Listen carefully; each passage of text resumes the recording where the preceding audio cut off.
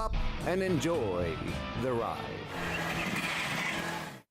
And we are live. Greetings to our loyal WFYL listeners around the world. Welcome back to your Philadelphia live stream, only on the Freedom Station. I want to thank each and every one of you for tuning in once again, because you still have the right to hear and the right to be heard.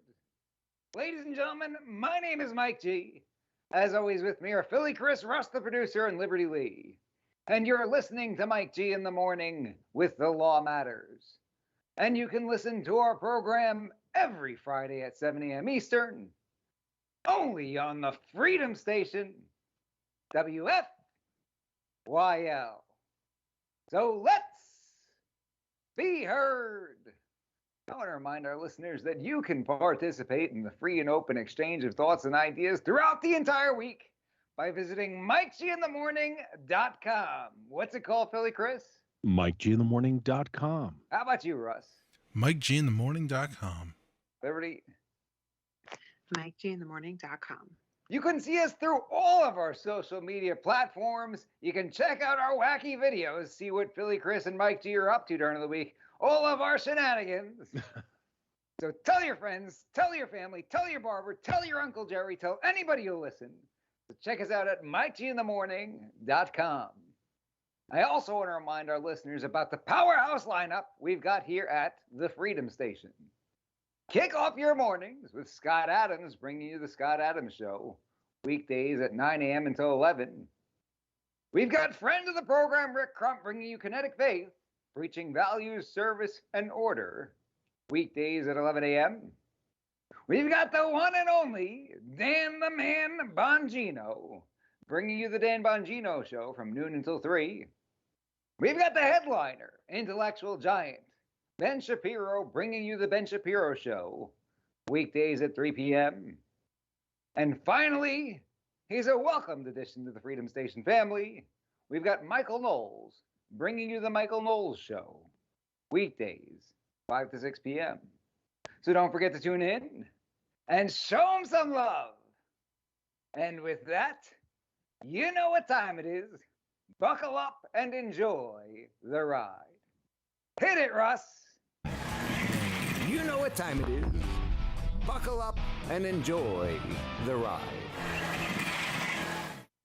We have got a very special edition of the Mike G in the Morning program for you this evening.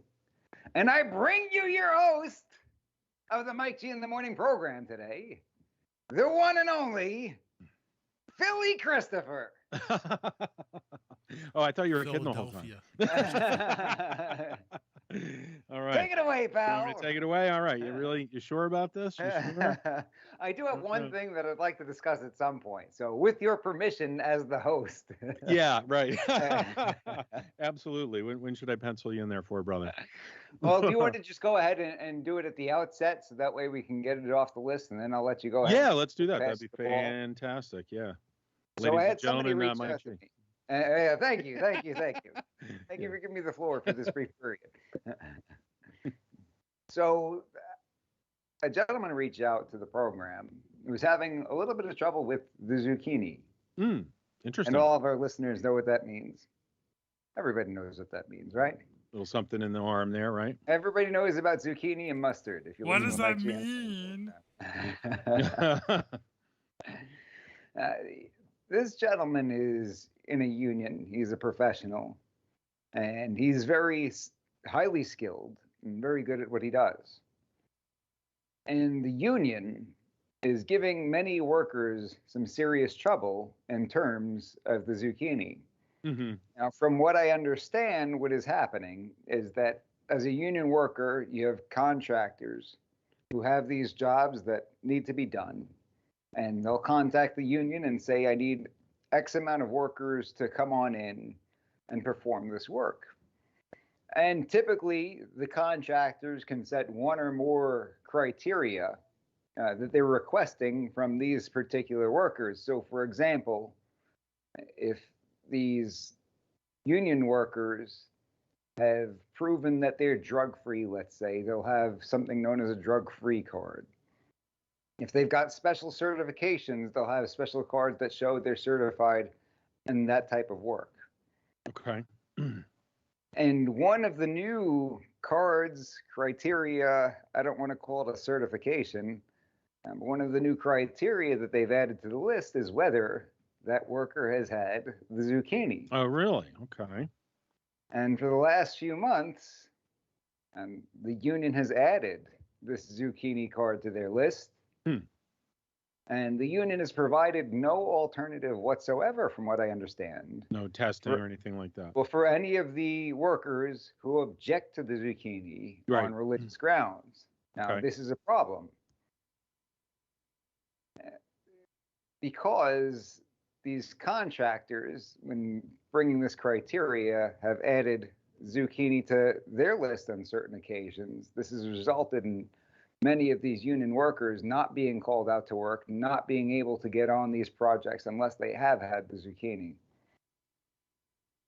So, with no religious exemption path available for these people, it seems that there's some kind of potentially illegal discrimination going on. And many people will say, well, they're telling me that I can't participate because of reason X, Y, or Z, and therefore that's discrimination. Well, not all discrimination is illegal. That's what we have to understand from the outset. Many times, even people who practice law or work for law firms will not understand this at its most basic, fundamental level. Not all discrimination is illegal. Some discrimination is okay.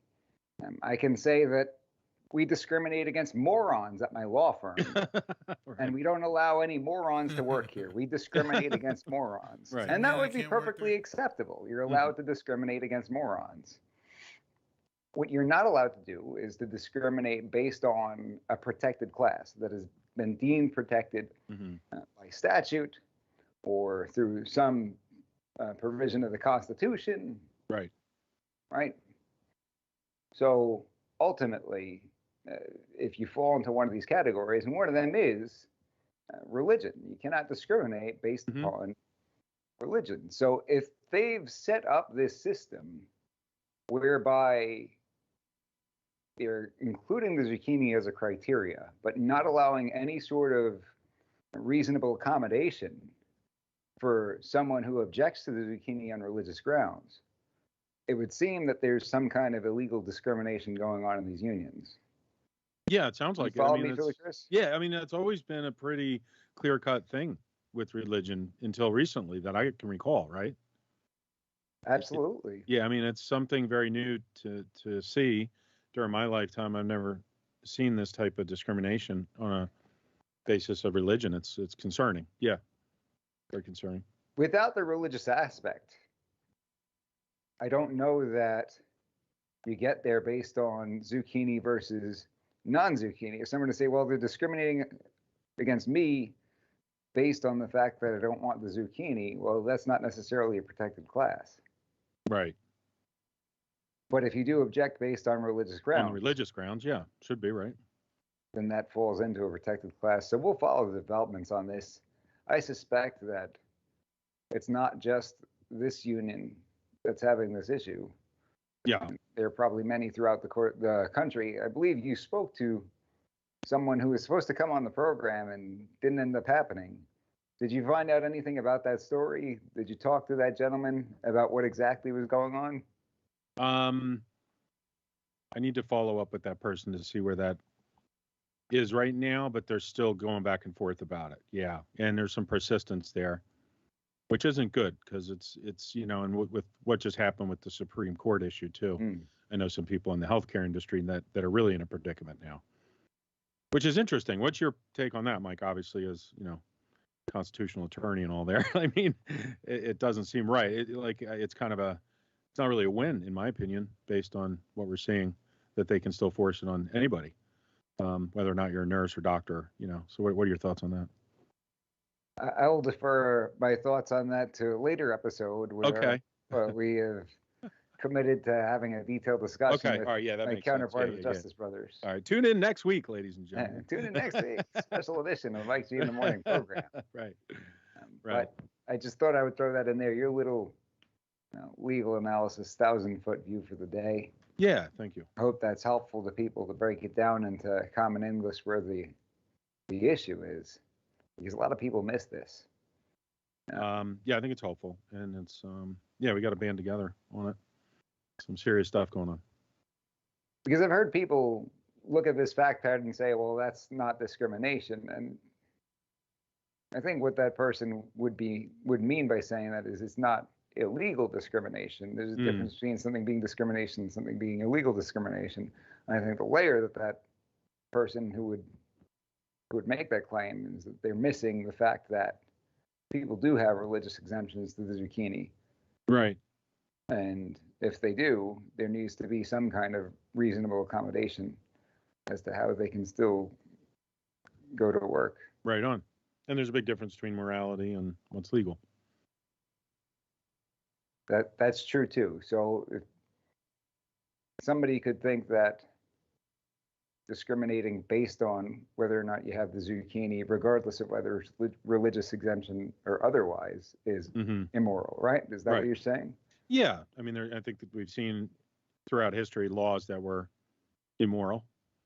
So you think it's not right that people are discriminating against workers based on zucchini status? I would agree with that. Yeah, I don't think it's right. I think we're on very it's a very like thin ice situation right now. I mean, what would be next then, right?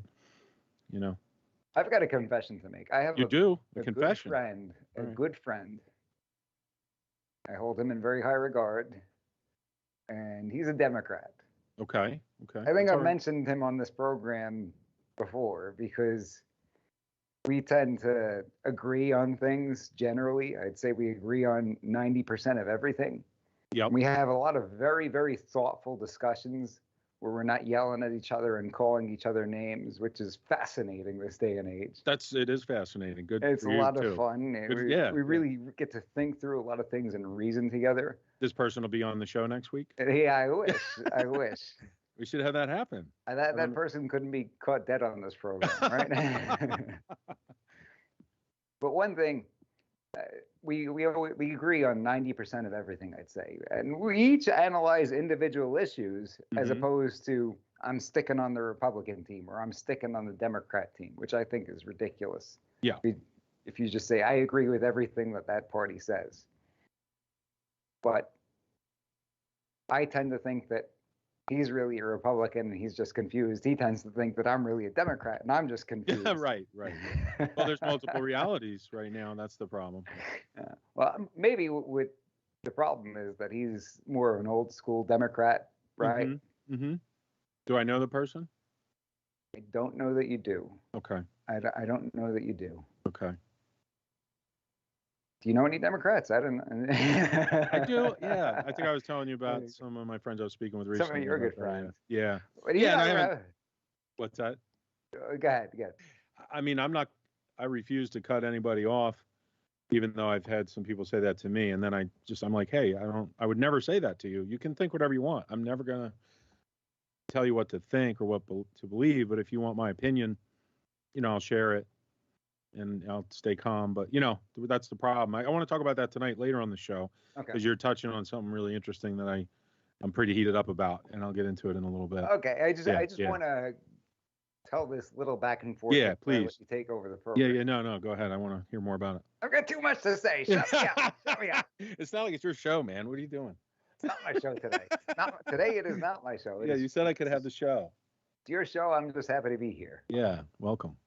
So we had this back and forth. We were talking about the zucchini and talking about Trump's position on the zucchini. And he's caught a lot of flack for things that he's said. Yeah. And because his position seems to be, hey, I think it's a good thing. I got it myself. Right. And I encourage people to do it, but the government should not be mandating it. It should be a personal choice. And we started talking about the personal choice, the personal freedom. saying that if some of what we were told about the zucchini is not true about the general public, right? Right. Let's just say the spread of the turnip, right? Mm-hmm. Is that, you following me? Yeah, I'm following you. Yep. You get So the if that's not true, then you can't make a claim that you have to do this for the benefit of society. It should be somebody's personal choice as to what they do in terms of whether or not to get the zucchini. So he follows up by saying, well, Mike, that's all well and good and everything, and perhaps you can still spread the turnip if you've got the zucchini. Right. But what you're missing is that you are bringing other people down if you don't get the zucchini. Because if you don't get the zucchini, you're more likely to be hospitalized. Oh, I see. And if you end up becoming hospitalized because you didn't get the zucchini, well, then now you've just taken up a hospital bed that could have gone to some guy who's got a heart problem. And I've got a problem with that. Okay. So I said, that's a very good point, my friend. That's an excellent point, that you may be more likely to be hospitalized if you don't have the zucchini. I said, however, there are several other factors that irrefutably will increase your chance of hospitalization if you get the turnip, aside from whether or not you've had the zucchini. I said, obesity being one of them. Right. If you're a smoker, that can be one of them. So I said, what we would have to do in that case, if we're following your line of reasoning, is we'd have to deny people medical treatment if they're overweight. Sure. We'd have to deny them medical treatment if they're a smoker or have been a smoker, or if they've done anything else Right. aside from the zucchini that would increase their chance of hospitalization. And I thought, I got him now, right? I did pretty good.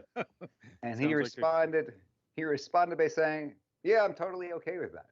Oh, and that was it. Well, that's there you have it. Well, that's right. Okay, that just about sums it up. You okay with I'm tyranny? totally okay with that. Just deny the fat people and the smokers and everybody's treatment. He said, I'm okay with that. I was like, I didn't see that coming. Well, this is the problem, Mike, is that they're okay with some people seem to be okay with tyranny. That's kind of where we're at, right? We went back and forth. We said, and he just came, hey, I'm cool with that. Yeah, that's not a problem. You don't get medical treatment. Right. Well, son of a gun, I didn't see that one coming. No, I've had some interesting, I think many of us have, where you have these surprise answers, but it's really one of the things I mentioned on the show in the past is this seems to be some sort of battle for our consciousness, our perspective, our worldview, our belief system, all those things that are in our internal being that guide us through life and the way that we look at things. And they're going after that and dividing people up pretty effectively on each side, which is creating that conflict, because there's multiple truths, multiple realities. And I suppose, that's the way we are. We're human beings and we have that inalienable right to some degree. But I also think that's why we just need to kind of back off and leave each other alone a little bit. A lot of people just want to be left alone. Like, let me decide personally for me if it's right. You want to have it, go ahead. But like you're saying, if you're pushing it on everybody else, for the greater good, I've heard, that thrown out there. So yeah, interesting conversation, brother. Yeah. Hear a lot of that. Right. It's for your safety. It's for your safety. We got zucchini thumbs down in the comments. I have missed a ton of comments. Good comments. No, there were some really good ones. I was busy doing the show when you should be doing the show, right? It's all good, brother. No, that was a great opening. Thank you for sharing that. Gary chimed in with us in our intro, MikeGinthemorning.com. Yeah, and just to let everybody know, we got a couple of nice guests lined up. We got 7:30. We're going to have David Coates patched in, our wonderful and loyal sponsor from Elite Tactical Armory. He has a great business update for everybody out there. And shout out to him. Shout out to David Coates. And then we may have a surprise guest at about 8 o'clock. So we'll be doing that. Surprise guest. Possibly. We'll see. Philly Chris really doing it up with the surprise get taken over. Well, I know. Well, you had a crazy week, man. Can you tell people about your day, dude? I don't think people have any idea, really. Like, I know we talk about it on the show sometimes, but literally how many hours you're working a week. Are you comfortable talking about that? Me? Yeah, yeah. Like how many hours you're putting in a week. Why I need the night off from hosting? Is that Like, no, yeah, like, no, I think that people realize you're working hard, but I've never seen anybody work so hard. You're working how many hours a week? It's crazy, right? How many hours in a week are there? Less than you're working. Uh, That's why I'm asking you, because you haven't yeah. slept in like 3 months or something, right? Rich Roberts always says that I work 8 days a week, 25 hours a day. Right. That's what there what you he go. says. He's like, Mike, we got to get you to work less than 8 days a week, Yeah. 25 hours a day. And I'll tell you what, we had 2 Lost Shield cases come up this week. One of them was a critical incident where I got the call around 11 o'clock on Sunday evening. Yeah. I can go into a whole lot about that case and the absolute mortifying dealings I had with the police so far on this. Maybe we'll wait till that case is Okay. played out before we do that. But Yeah, we have to talk about that. I don't think that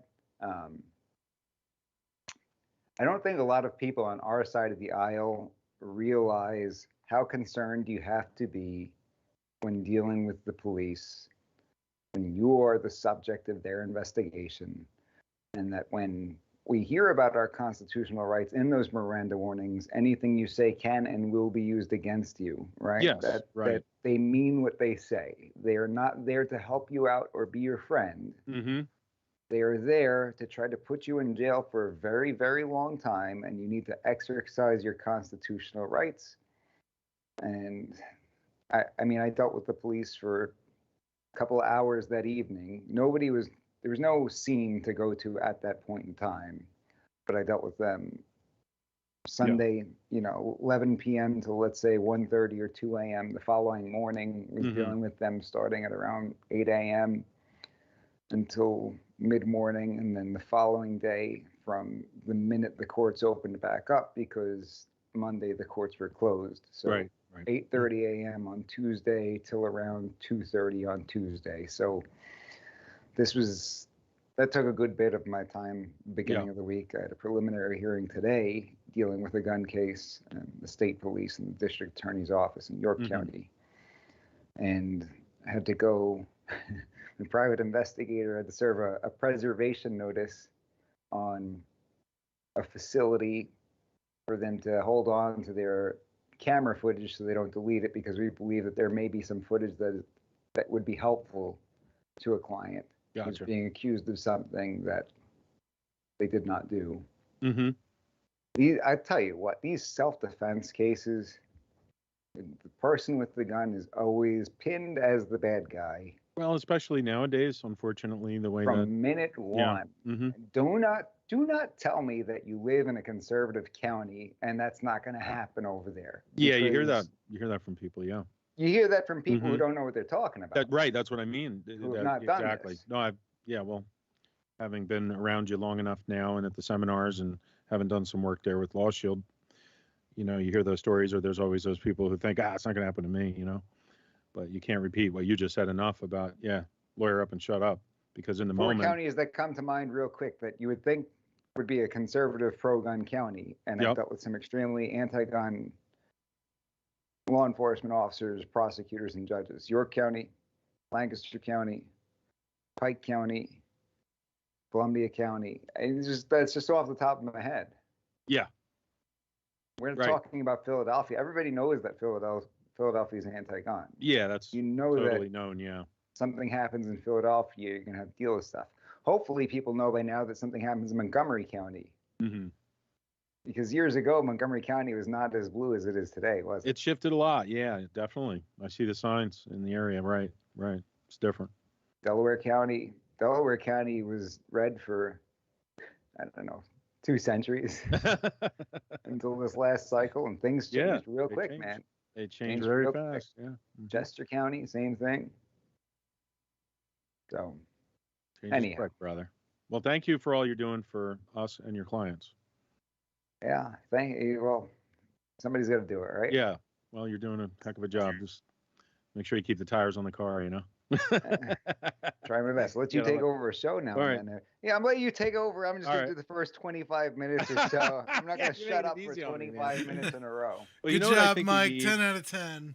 I think what we need right now, it's almost like having some cowbell. I think we need a little Jazzy Ralph. If you could play that clip, maybe we'll start off with that, and then in a couple minutes we'll get David Coates on to give his update. But for our loyal fans, which we love, and I'm seeing some great comments here, you may recall this clip as we take a walk down memory lane when Mike G from Mike G in the Morning, was basically told Ralph right out of the gate what not to do. And then you see that one in the doc there, right, Russ? This is New Year's last year, right? Yeah, I think so. Right, we were talking about it Year's. last week. Oh, so I because pulled we're the dressed clip. up all nice, Chris. And I. Yeah. I think it's the New Year's episode. Yeah. Let me- So if you don't mind playing that for your enjoyment, folks. Here we go. Mike G watches Mike G. 10 out of 10. Yeah, flashback. I've got Jazzy Ralph's face. Whoa, on- what is- Ralph? Yeah, Mike, what are you doing? bring him on. Bring him on. Jazzy Ralph. Jazzy Ralph. Hey, don't use any curse words. We're on the air right now. We're live streaming. We're going to give you a call, all right? We're going to have Russ give you a call and you can come on the program. Sound good? Let's see him, though. You should show the FaceTime, maybe. Thanks for the There he warning, is. Mike. Can you see? I Can can't you see. see him? Or, no, you can't see him. No, gotta it's have being him. filtered. Give him a ring, Russ. Why don't you? Okay. How do you think that would impact Trump's legacy? Because No, I have deeper conspiracy theories than that, bro. But I don't want to. Yeah, don't hold back. Don't hold back. I mean, what I would be most fearful for, I would be like having like Russia or China start fucking getting, hacking. Oh, computers whoa. and- times I gotta tell you. Hold on a minute. Uh-oh. Another You fine. can't- No, you asked me for the. You can't say the F word. I'm sorry, I'm out. Words are there that you're not allowed to say. Somebody Jazzy started Ralph, drinking already. We're just gonna forward you that bill, Mike. what's that?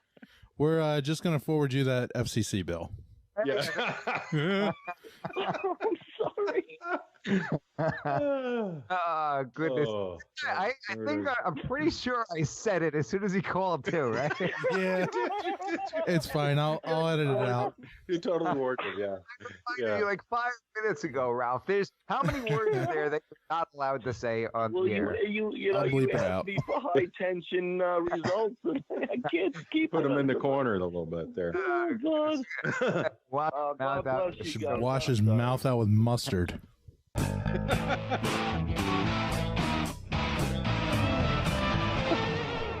Thanks for Ah, watching, ladies and gentlemen. If that you was like an what you oldie but saw, goodie there. like our videos and subscribe that to our was YouTube great. channel. And don't My forget to favorite tune- is when he realizes what he did Right. and we're getting on him about it and he just starts he's like, I'm sorry. He was very sincere about it, though. You That's can't good. help it anymore. It Right, sounds like right. he's laughing and crying at the same Pretty time. much. Pretty much. Yeah, that His was fun. We voice got just cracks. That was great. Oh. love Jazzy Ralph. We got to have him back on. Yeah, Uh, that would be great. Yeah, maybe we can get another clip like that out of Maybe him. we can get him a bleep button. What can he? What should you tell him next time? Not what to say. You know what I mean? First. Like, Because he was on the program I think 3 times. Mhm. And one of them was when we were doing the program live. yeah. And we were live on the air and a curse word slips out and whoever I forget who was working the board that day, but they missed it. So Yep. curse word was on the air, Made it out on there. the air. Mm, yeah. And that's why when he FaceTimed Allegedly. me, I was like, oh, whoa, don't say any curse words. right. Mike, you sounded an awful lot like Christopher Walken when you just said that. Who's You that? didn't know we were live. We're live We're live huh? On the air. on the air. Awesome. Thank you so much. Well, I guess we could get David on if you want to give him a shout Yeah, there it's on about it Skype. looks like it's about that time. Excellent timing. Yeah, Chris. perfect timing. Perfect timing. And yeah, he's got a good update for us. I was talking to him a little bit. In a few minutes, too, I'm going to talk a little bit about my little trip yesterday. I decided to hop in the car yesterday and take a drive over to Belmar, New Jersey, to check out the folks over at Attila's Gym. I've been following Ian and Frank over to Tillis Gym on Instagram. Ian in particular posts quite a few things over there, and they banned him yesterday. And for a while now, I've been thinking about just popping over there to meet them and say hi and check out the gym, and also invite them to come on the show if they were interested. Well, give everybody like a sentence context about, is that the gym in Jersey that they refused to close down and they got fined every single day? Yeah, I actually have one of the clips of Ian on Tucker, so maybe we can play that right after we wrap up with David, and then I'll get into that a little bit. And there was something I wanted to discuss regarding that trip over there. Does cool? David know that you're the host today? I don't think I mentioned to it, but welcome to the program, Dave. Goodness. Philly Chris here, coming at you live. Mike's turned over the reins to me. He's making a huge mistake. So, are you with us, David? I believe I am with you. So, hey, welcome back. It was great talking with you yesterday. We caught up on the phone for a little bit when I was heading over to New Jersey, had a little conversation. And you were sharing with me that you have a great business update, something that you're able to offer your customers, a new service. Yeah, it's a cool thing. So Pennsylvania has a fairly extensive reporting requirement if you have, I guess, a court order of protection. Mm-hmm. So if one of the requirements is that your guns get stored off-site, there's a couple different choices where you can store them. One of which is, of course, bring them to the local police department, which is probably a poor decision. The other is a commercial armory like Elite Tactical Armory. Mm-hmm. And we all participate, including us now, in this reporting system so that the courts and the judges and the police departments all know that the guns are stored safely. It's called PFAD. Well, PFAD, I don't know. I call it PFAD. PFAD. Sounds better. I like the way you do it. Yeah, PFAD. Billy Chris, this is why I can't leave you in charge of the show, though. You have to give David Coates a proper introduction. Ladies and gentlemen, we have with us the one and the only owner of Elite Tactical Armory, sponsor of the Mike G in the Morning program, month after month, year after year. They are your firearm storage solution in the Lehigh Valley. If you don't know what a commercial armory is, then you should, because there are many reasons you'd need a commercial armory. And here to tell you all about it, we've got the fabulous owner of Elite Tactical Armory. That's EliteTacticalArmory.com and PACommercialArmory.com, David Coates. David, thanks for joining us. That is how you do it, my friend. Please. I just went right into conversation mode, but I was going to ask you to do that after, Mike, because I know you Chris have it all. Chris is just like, everybody knows who Dave is, right? Well, they do. Let's get to the point. I was fine with the man, the myth, the legend. Right. That'll work too. Chris is like, all right, I don't want to go through labor. I want to deliver the baby. Let's get to the details. Yeah. So you're now involved with this system through PFAD. Is that what you're saying? Correct. So we're an authorized reporting entity. We can play on that space. So we're all playing nice in the sandbox together. We've had the opportunity to do this once now with a case that actually, Mike, you and I were working on. So we established the relationship, and now we can put it to good use. I think Philly Chris has seen through some of his friends, if I'm not mistaken, instances of people who have been falsely accused and subsequently had at least temporary PFAs, if not final PFAs, issued against them. And this would be a scenario where you mentioned that you wouldn't want the firearms to go to the police station. Do you want to explain why that might be so? Sure. So if you deposit, I'll explain the practical reason. Mike, I'll let you handle the legal reason. The practical reason is the police department owes you no duty of care. So they're not obligated to take care of your firearms like you would take care of your firearms. It's not necessarily in a environmentally controlled facility. We don't know who has access to the facility. I presume it's law enforcement officers, and obviously the vast majority of law enforcement officers are fine, upstanding individuals. But it's just not necessary. I've seen some of it before, where long guns are stored in garbage cans. That happens all the time. Yeah. That is actually the norm. So. Your mic is buzzing just a tiny bit, David, in case you're able to touch the jack just to see if it's doing something, but if it's plugged in all the way or not, maybe, just to give you a quick heads up. What it reminds me of You ever see that Yeah, movie don't worry about Liar it. Liar, where he's got that fancy car and it gets impounded and he goes to pick it up, Yeah. and this fat stinky tow truck driver brings it around and there's this huge scratch across the Oh side. yeah, right. Yeah. And he's like, "What is this?" And he's like, "What's what?" Mm-hmm. And he's like, "Right here." And the guy goes, "Oh, that was already like that." That's what happens to people's guns when they turn them into the police department, right? Well, you have a good story too, Mike, about a client you had where they had a lot of difficulty getting their firearm back, and you had to get involved down in Philly. Constantly. Right. Yeah. I mean, not just one, but maybe you Not could touch just on that one. too, because that's another reason to go to David. Because when you go to get it back later, you can go see David, and he's going to give it to you. He's Like not gonna, he's going to he's give you not your gonna property. say- Right. Well, the common thing in Philadelphia is they'll say you'll contact the sheriff's department and they'll say, "Oh well, the armor is not in today, because you need armor. We need somebody who's highly qualified, Right. to be able to give it back to you."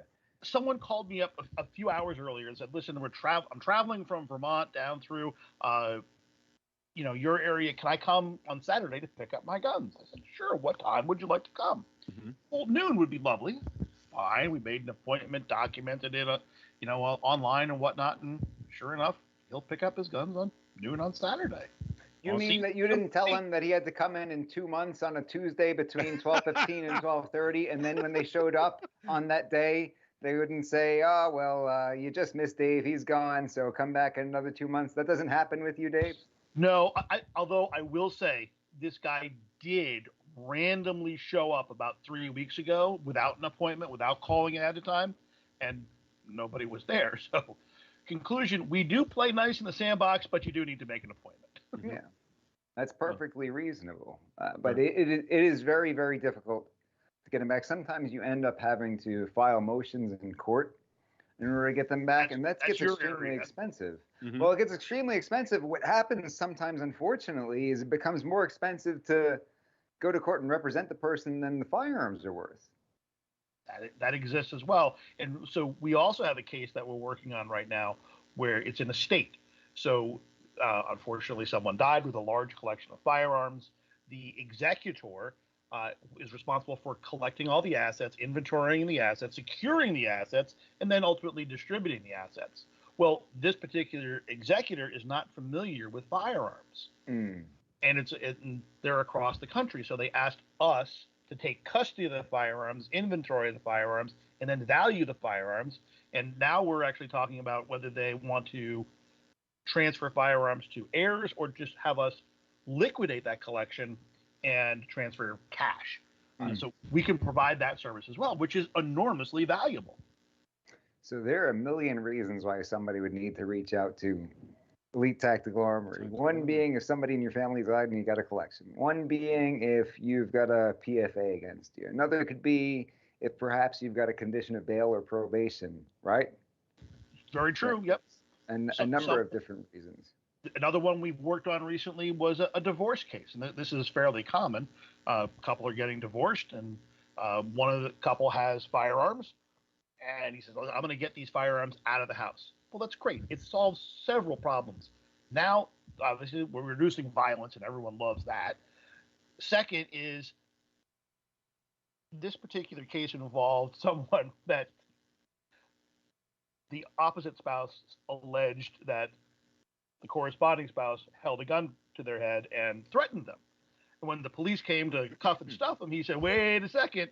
All my firearms are stored at Elite Tactical Armory. Arrest her. She's lying." And they did. They did? Wow.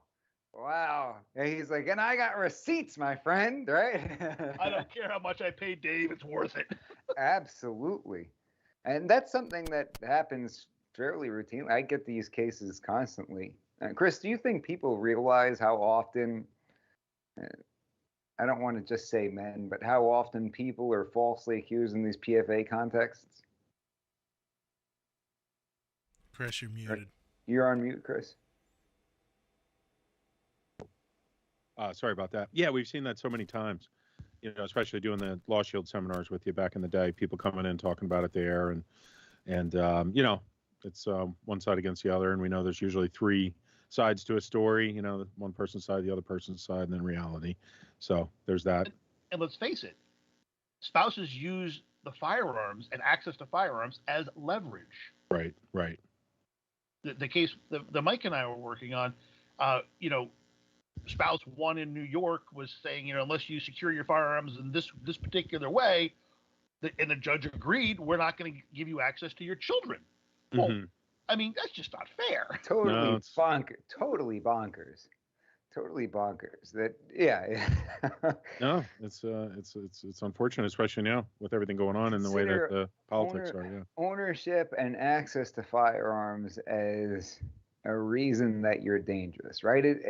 You would think that the goal was to prevent dangerous people from doing dangerous things, but it seems that the goal is just to prevent everybody from having access to firearms, because if you want access to firearms for any reason whatsoever, then you must therefore be dangerous, right? Right. Right. Correct. Yep. And if you want to protect your rights, then a private commercial armory is certainly yeah. Elite Well, Tactical No, Armory. I think it's really indisputable, though. I mean, when the government is coming after you, do you think the solution to protect your gun rights is to either A, give your guns to the government, Right. or if you have the option to give them to a private third party who's really out for your interest, right? Because if you were known to do the things that the police do to people's firearms when you're taking custody of them, then you'd be out of business, right? Yeah, you keep them, David, in like wet buckets and stuff, right? Right. Damp closets where there's like mop water and stuff, We And actually- he it's uses them pretty cool. as mops. Right. We have a pretty sophisticated monitoring system. So Mhm. the vault has a remote monitoring system. So I can tell you the temperature in the vault, the humidity in the vault, the light in the vault. If there was a noise in the vault, something tipped over. I get all that and get alerts to my cell phone. So, Can we get a vault for Russ somehow? well, Maybe. some of the lockers are quite large. Oh, are they? Okay. All right. You could fit several middle school children. Really? All right. Well, then we can fit one Russ. There you go. Yeah. Right. How about one 300-pound, 20-something-year-old guy? It would work. Hey, let me just tell you one other situation where we found that it's very valuable to have offsite storage for your firearms, and that's All when yours. you list your house for sale. So when you've listed your house for sale, you're going to invite dozens and dozens of people to traipse through your house. Mhm. Some of them might be interested in buying your house. Others might not. Oh, sure. It's Good point. very possible that someone might be casing your house. Hmm. They may have even brought their video camera with them to video record their little tour of your house. And when they find, oh, look, here's the safe in the living room or the basement or wherever they find it, great, now they know where it is. Right. Good So, point. some real estate companies insist that you take the firearms out of the house. I'm just going to suggest it's a good idea. Absolutely. Also, during Go the ahead, Mike. move, wouldn't it be a good idea? I mean, I've had clients, I had one fairly recent, another one just recently where they had movers and one of them ended up stealing a firearm. Oh, And yeah. it turns Movers up did? and then, yeah, one of the movers Okay. stole the firearm and it turns up in North Philadelphia. It's a shame. And we talk about how guns get into the third market, the black market. You can't go to a gun show and buy a gun without getting a background check. That just doesn't happen. People seem amazed, like, wait, I there's saw it no, on the internet. Gun show loophole. loophole. There's no gun show loophole, you're saying, David? No, okay, on a very technical basis, there is, but it's very, very Very good. small. Well, what you're talking about is if you fall into the exemption with parent-child, grandparent-grandchild in between spouses, who the heck goes to the gun show to trade guns with grandpa? The exceptions are very, very small. Right, They right. exist, yes, but they're so incredibly small. They're really, that's not the problem. It shouldn't be called the gun show loophole though, because Yeah, the and that's the exceptions are not point I was limited making, to right. gun shows. It Right. shouldn't be called a gun show. When A people good realize talking point. that guns get into the black market when they are stolen from your home because you either fail to secure them or they're lost in transit. The example of the executor in the estate case is very appropriate in this case because if you have a whoever your executor is may not be a gun person. They don't understand the value of the guns or the issues surrounding them. And you may have a plumber come over to repair a problem you're having, and plumber says, "Oh, those are beautiful. Maybe let's negotiate. You just give me one of those in exchange for my services." Mm-hmm.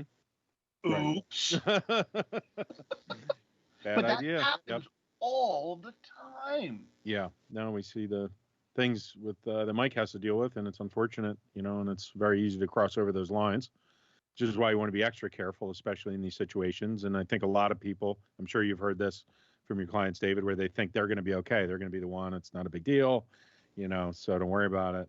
And, of course, in that case, reach out to David at Elite Tactical Armory to make sure you're protected. I think you were mentioning to me on the phone too, you still have some ammunition. It's, certain things are still a little tricky to get, but yeah, right now, fairly well stocked with ammunition. Mm-hmm. We sold almost all of our pistols at the last gun show in Oaks, which was a good time. Okay, awesome. Good. But I do have some rifles left over, some New Jersey ARs, some Free America ARs. Mm-hmm. What is a New Jersey AR? Is it made out of cardboard? It has certain restrictive devices on it that had to be welded on. So in New Jersey, you have to have you can't have a flash hider because that's evil, as we all know. That's what makes it really dangerous. Yes, exactly. It's fine with a muzzle brake. It's not quite as dangerous. Right. Pesky flashes. So we have to weld on a muzzle brake, and we have to change the stock so you can't adjust the stock again. Oh, again. Yeah. We can't have people adjusting the stock. That's just They might adjust it too far and throw out their shoulder. Yeah. That's right. You could get a serious back injury. We're talking about the state that doesn't let adult individuals pump their own gas, though, right? Well, that's So a it's good point too, actually. Yeah. You could get yell a at me for serious doing that. injury from that. Yeah. I've had I them can yell say, at me for that. Thank goodness, most of the vehicles in the Coates family fleet are diesel, and you can pump your own diesel in New Jersey.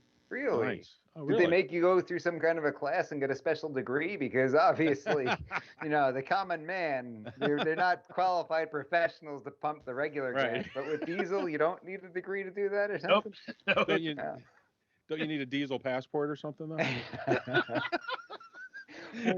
What would possibly be the reasoning behind that? That, diesel's easy.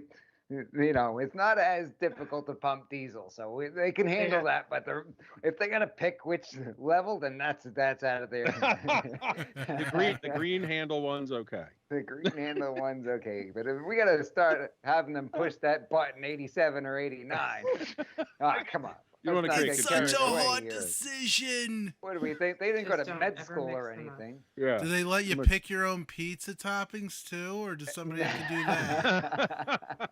Like, really? I don't think so, Russ. No. It's not like Pennsylvania that way. Yeah. You get to pick your own pizza toppings the way they did the Vietnam draft, right? You get the numbers. And it goes by birth date. That's funny stuff. Jeez. At least New Jersey does have good pizza. We got to give it up for New Jersey. Yeah, that's true. Yes. That's true. Mm-hmm. We got Liberty chiming in about Jersey pizza. What's your favorite Jersey pizza, Liberty? A place that closed down. I don't know where they went. What? They're from Central Jersey. That is not helpful. The place, the name of the place is I don't know where they went. That's it. Yeah, actually, I have to say that I forgot all New Jersey pizzas. Once I tried New York pizza, it was kind of over. Those are fighting words, David. But I will say that Uh-oh. I think the gas thing is amazing in New Jersey because try on a freezing cold rainy day, you do not have to get out of the car. I think it's awesome. Yeah, it's not, the worst. I wouldn't mind having the option, but I don't like them telling me, no, you're too stupid to pump your own gas. Right. Just don't ever mix them up either. Okay, guys? Lesson learned. Don't ever- It's a story for another day. So David Coates, don't put 87 in your, don't put regular in your. Don't put diesel in an It SUV. happens. One of our employees was teaching a class somewhere. They were driving one of our vehicles, and they stopped at the gas station, and the lovely gas attendant decided to put gasoline in our diesel-powered Oh, no. Jetta. Uh-oh. Turns out that's a bad choice.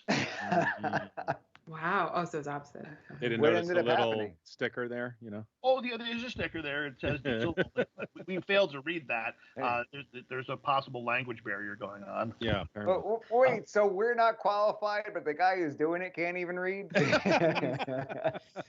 Oh. The interesting is that the gas station. I talked to the owner. I said, he has it on videotape. We saw it, and I said just pay for the service that I needed to do to clean out the fuel so that it's all good. It was a couple $100. And he actually asked that I give him a discount. So, what? Oh, really? How are you going to give him a discount? I paid this guy to fix your mistake. No, there's no discount. Actually, I might tax them on to it. Yeah. Pain and suffering.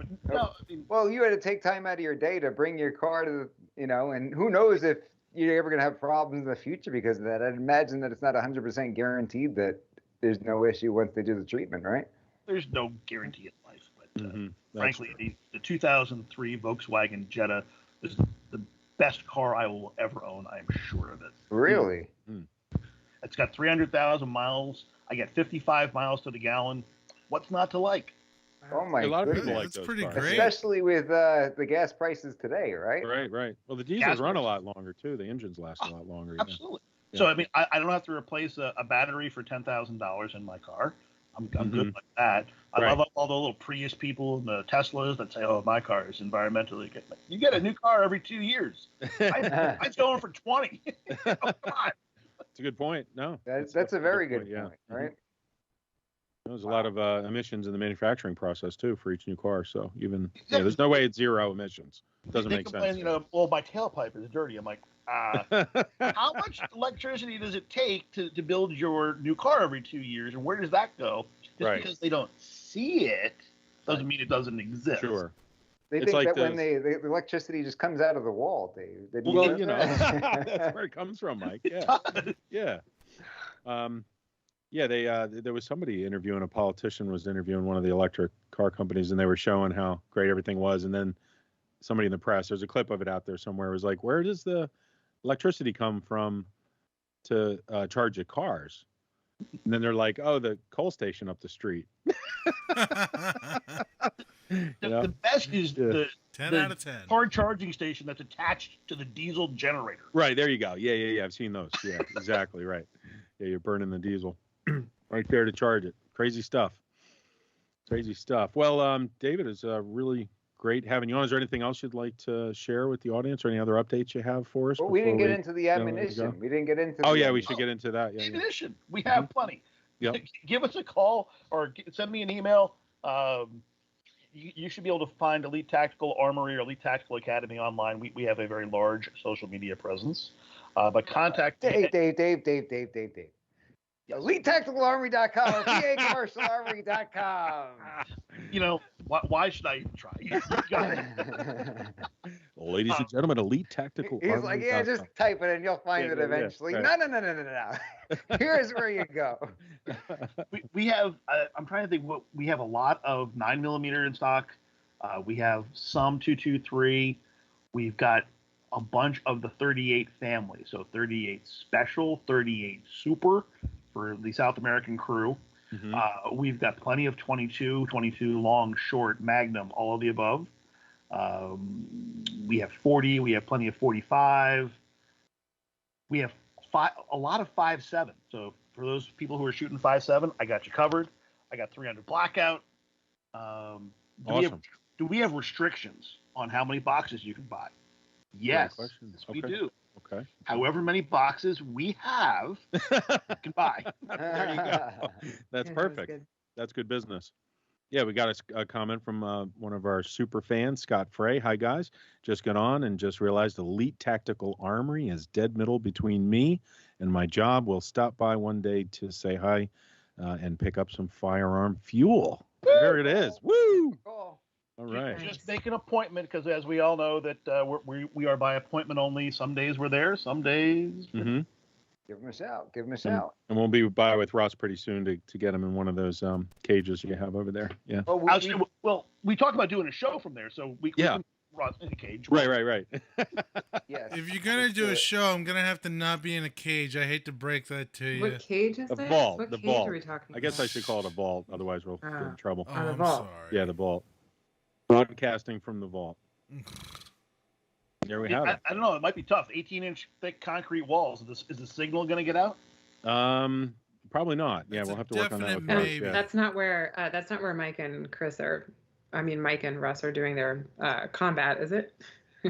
Well, maybe. You said You the can cage. lock us in, Dave. You Yeah. can lock Russ and I in. We can have There a you go. charity Oh, fight. for Right. goodness sake. 2 men go in. He's gonna need a whole You nother ever type see of Bronx insurance. Tale? You ever see Bronx Tale where Sonny locks up the door from the inside and he says, "Now you can't leave." Remember that? Russ will go nowhere would near be a great. cage with Mike. We'll just have a Nope. camera at the window and we can watch what happens. And then David Coates. I do have cameras.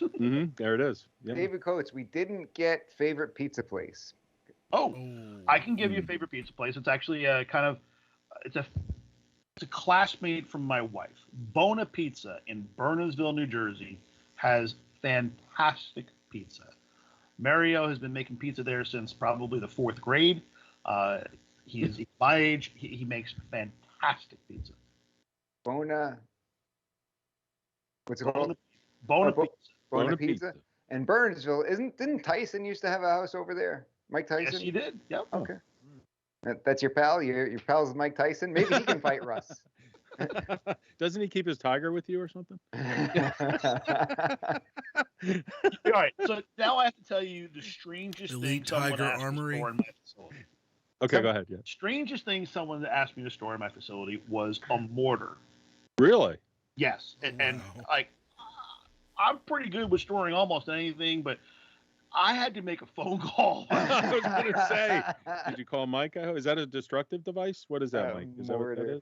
is? It was interesting. So the mortar itself, the tube, is Mhm. fine. I can store that. The mortar rounds, those are explosives, and there's a different level of cray cray. Yeah, I would imagine. Yeah, that's pretty wild. So we can store his mortar. That's hysterical. You know, when I first got into the business, maybe a year in, I was getting ready to do a seminar at this place called Tripwire Operations in Gettysburg. And they train law enforcement and military outfits for bomb training, explosives training, how to make sure you don't get blown up, basically. And I'm getting ready to do the seminar there. I'm like, man, we might have a bunch of people show up to this that are really interested in bombs and explosives and everything. And, you know, I wrote a book on gun law. I'm really not that much into bombs or anything like that. They're going to be asking me all these hyper technical legal questions about bombs, destructive devices. Like, listen, man, this is gun law seminar, not bomb law seminar. Unfortunately, it was just regular, you know, gun owners who showed up. It just happened to be the facility. But that type of a question must have caught you off guard, Dave. It certainly did.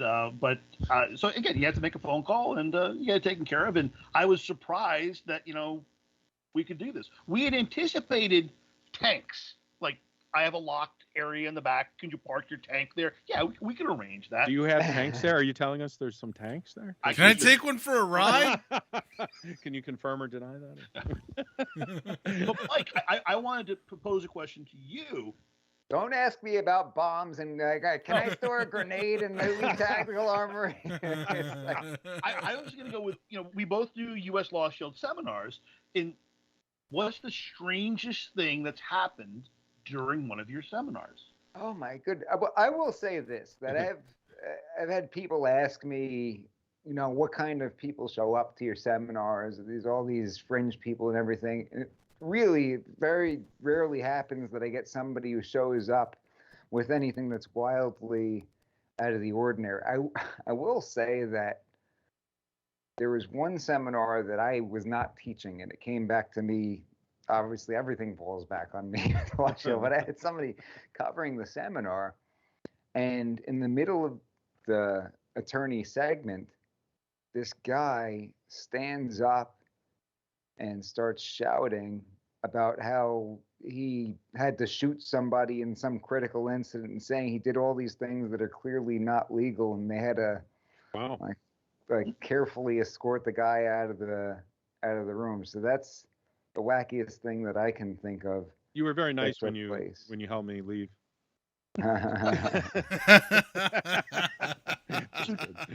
Now I want to tell you the craziest thing that happened to me. I do U.S. Law Shield seminars as well. My area of expertise is in tactical medicine. So we do gunshot wound training seminars, how to treat gunshot wounds. And we're doing a seminar somewhere around Philly, I think it was. And I think I'm a fairly engaging type of individual. I started to hear snoring in the middle of my class. And that's not good. No, that's never. I look around. I finally identify the offending individual. He's not snoring. He's seizing. Oh, really? Oh, okay. Oh no! Totally different situation all of a sudden. Yeah. Wow. Okay. Thankfully, we go from gunshot wounds to medical emergency. Luckily, I am trained in these things. And, we call the ambulance to get him taken care of. But nobody's ever snored in one of my seminars. But we did have a seizure. Wow. Wow. Good thing you weren't like throwing a paper ball at the guy or something, like to wake him up or something, like slap him in the face a little bit. Wow. Well, if it's gonna happen, it happened at the right spot, right? Couldn't have happened at a better place. Not while he's behind the wheel or something. He's right there. You're right there, and able to take care of it like that. Sounds like of all the times for that to happen, right? That's a pretty good. He was okay. He was all right, David. He's okay. We did have him go to the hospital and get checked out, but sure. For people who have seizures in general, it's something that, and I don't want to say it's the normal course of business for them, but it's something that they're not unfamiliar with. Sure. So if it's your first seizure or the first seizure in a long time, we encourage you to get seen by a medical practitioner. If it happens on a regular basis for you and you just had, your umpteenth seizure for the month, okay. Right. Yeah, it's a rough thing to deal with. I had a friend that I worked with who had that condition and they can't drive and stuff. It's pretty rough. So it's difficult, but not a good situation. Yeah, wonderful. I've had a couple of people try to call me out or at least challenge me, and I made them look like total fools, and other people and everybody else in the room laughed at them, and had a couple of people approach me after the fact. Usually we end up cool, after it's all said and done, but I have had a couple of people try to tell me I didn't know what I was talking about. I always said the funny response would be, well, what was the name of the book you wrote about Pennsylvania gun law again? Yeah, what's the name there? You gotta have some high confidence to challenge a lawyer on that's speaking on gun law. Well, I've seen it. I've seen people do that at the seminars. Yeah. Well, a certain personality type, I guess. Yeah. I haven't seen it at one of your seminars, but I saw it at one of Evan Knappin's in New Jersey, and it didn't end well. Yeah.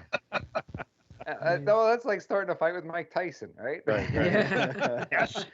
I don't think you're so good at this boxing thing. Let's give it a shot. You're not as tough as you say you are, Mr. Tyson. You want to come see my ring, Michael? Want to see my Tiger at Elite Tactical Armory? It's over there. Elite Tiger Armory. I believe we have a leopard. You have a leopard and tanks, and we definitely have to stop over and and see them later. Yeah, and a bear, and sounds exciting over there. I can't wait to and a mongoose. Over finally. Yeah. A lot of action. Right. Will you store a bag of bees? At least? Are they weaponized? Yes, they're called murder hornets. Yeah. Elite Tech, and then the Cobra in a can. Are you familiar? No. Cobra. Cobra in a can. I don't have one of those. You don't have a Cobra in a can? Is that what you're getting me for Christmas? I mean, Cobra in a can. I'd be more than happy to get you a Cobra in the can for Christmas. Yeah, we'll stop by with one. Yeah. Just have to store it properly. That's the only challenge there. But you have all the storage solutions that anyone could ever need. Just keep it in at the Elite can. Tactical Armory. Yeah.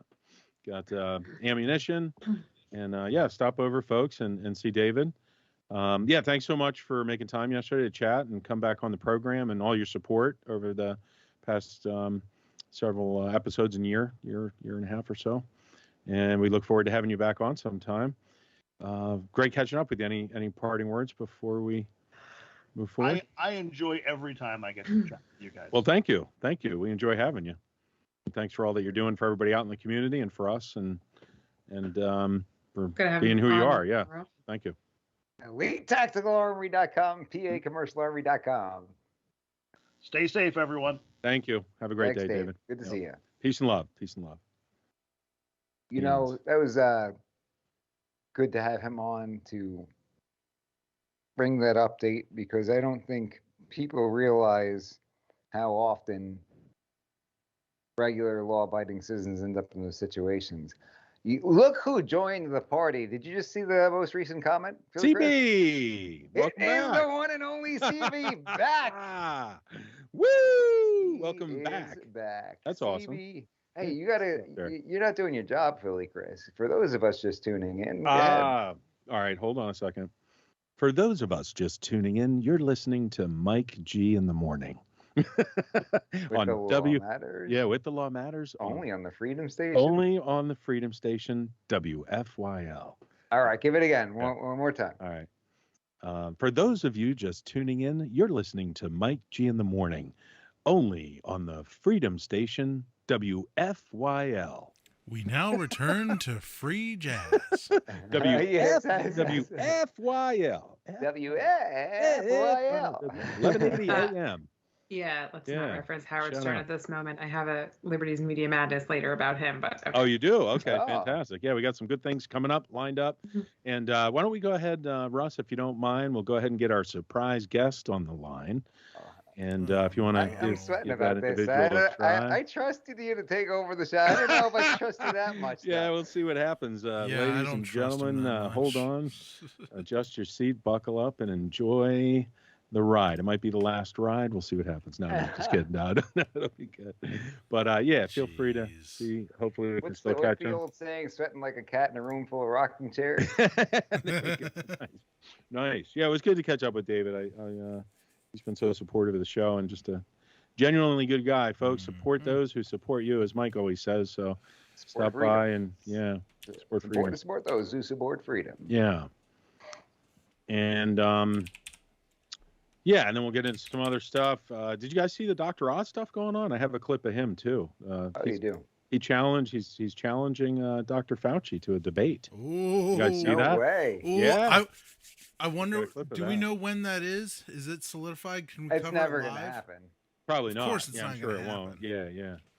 And ladies and gentlemen, welcome back to CB. CB, welcome back. Oh, we got Kerry joining in on the comments. Oh yeah, we got Carrie there. Carrie, hello, Kevin. Hello. Kevin, How we welcome doing? back to the Oh my program. gosh. Is that Carrie? Oh my gosh. No, it's actually Kevin. We had Kevin on a while back up in New Hampshire, a gentleman who has the wind farm. Remember The Kevin, wind everybody? Yeah, farm. surprise Yes. guest tonight. Yes. Oh. Yeah, I thought I sent Russ, if you could get that clip ready Eh, from the Biden clip. I sent that up to Kevin earlier today and What had him number take a is look at it, and I thought we could chat a little bit on. Welcome Just- back, Kevin. How are you doing? I'm perfect. How's everything down there in the jungle? Well, welcome to the jungle, my friend. Yeah, it's getting quite interesting. Are you seeing the news up there? What's going on in Philly and the surrounding? I'm sure you are, right? Boy, you're driving all your police out and no law and order. Unbelievable. Yeah. What do the folks up in New Hampshire think of this area right now? Wow, geez, it's horrible. I mean, you know, in the wedge they drive in between you, the vaccine. If you don't have the vaccine, you're going to die tomorrow.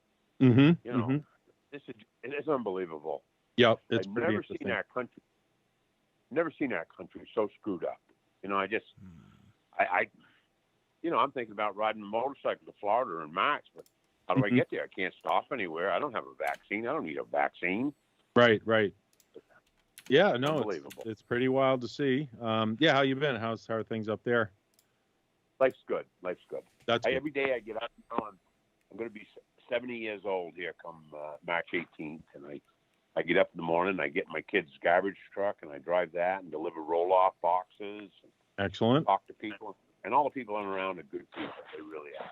And just to before we play the clip, many of our loyal fans heard your appearance on the show last time, but for some of our newer listeners, do you mind again maybe just summarizing the wind farm a little bit, because it'll relate to the clip we're going to play and what's going on up there for folks who are not familiar with you. Thanks. Yeah, you just let me know when you want me to start. Yeah, feel free. Throw it right out there. Tell us a little bit about what you got going on up there with the wind farm and everything else. Yeah. Well, I've been in the lumber business for all my life, 50 years, and worked with my dad in a little sawmill and looked like the Waltons. But we bought a lot of land for future timber cutting, and then you guys' favorite buddy Willie J. Clinton, he signed NAFTA in the early 1990s. Right. And we lost our customer, so I was kind of in a quandary. So we had this wind company come to us, and they wanted to know if we would put a wind farm on our property, as we have 1,500 acres here at the farm, and they told me what they'd pay me, and which worked out great. And I'm kind of in it for the money in my lifetime, and so it all worked out good, and we had them do it, and they put up the wind farm. It's been here 12 years now, and we went through trials and tribulations to do it, and put $1.5 million into litigation to get it to happen, and we have it, and we supply 10,000 homes with power now. Each one of these turbines produces 2,970 horsepower, and it's worked out good. We have 7 miles of road on our property, and it's worked out good, And I'm not saying that this is not the only way. You can't, can you imagine being one of those people in New Jersey on the turnpike there when the snow, and you sit in your electric car and the heat finally goes out? I mean, right. We're not the only answer. We got to have atomic. We got to have this. We got to have that. And I think you touched on that a little bit last time, where you still need the other sources of energy. We did see some issues too there with the weather, but you kind of filled us in on that a little bit with what happened in Texas before. Yeah. But all right. I mean, our turbines are outside right now, and they're spinning, and they're supplying 10,000 homes with power right now. And you have, no matter what you have, it's not perfect. It has wheels or a gear or a breakdown. So,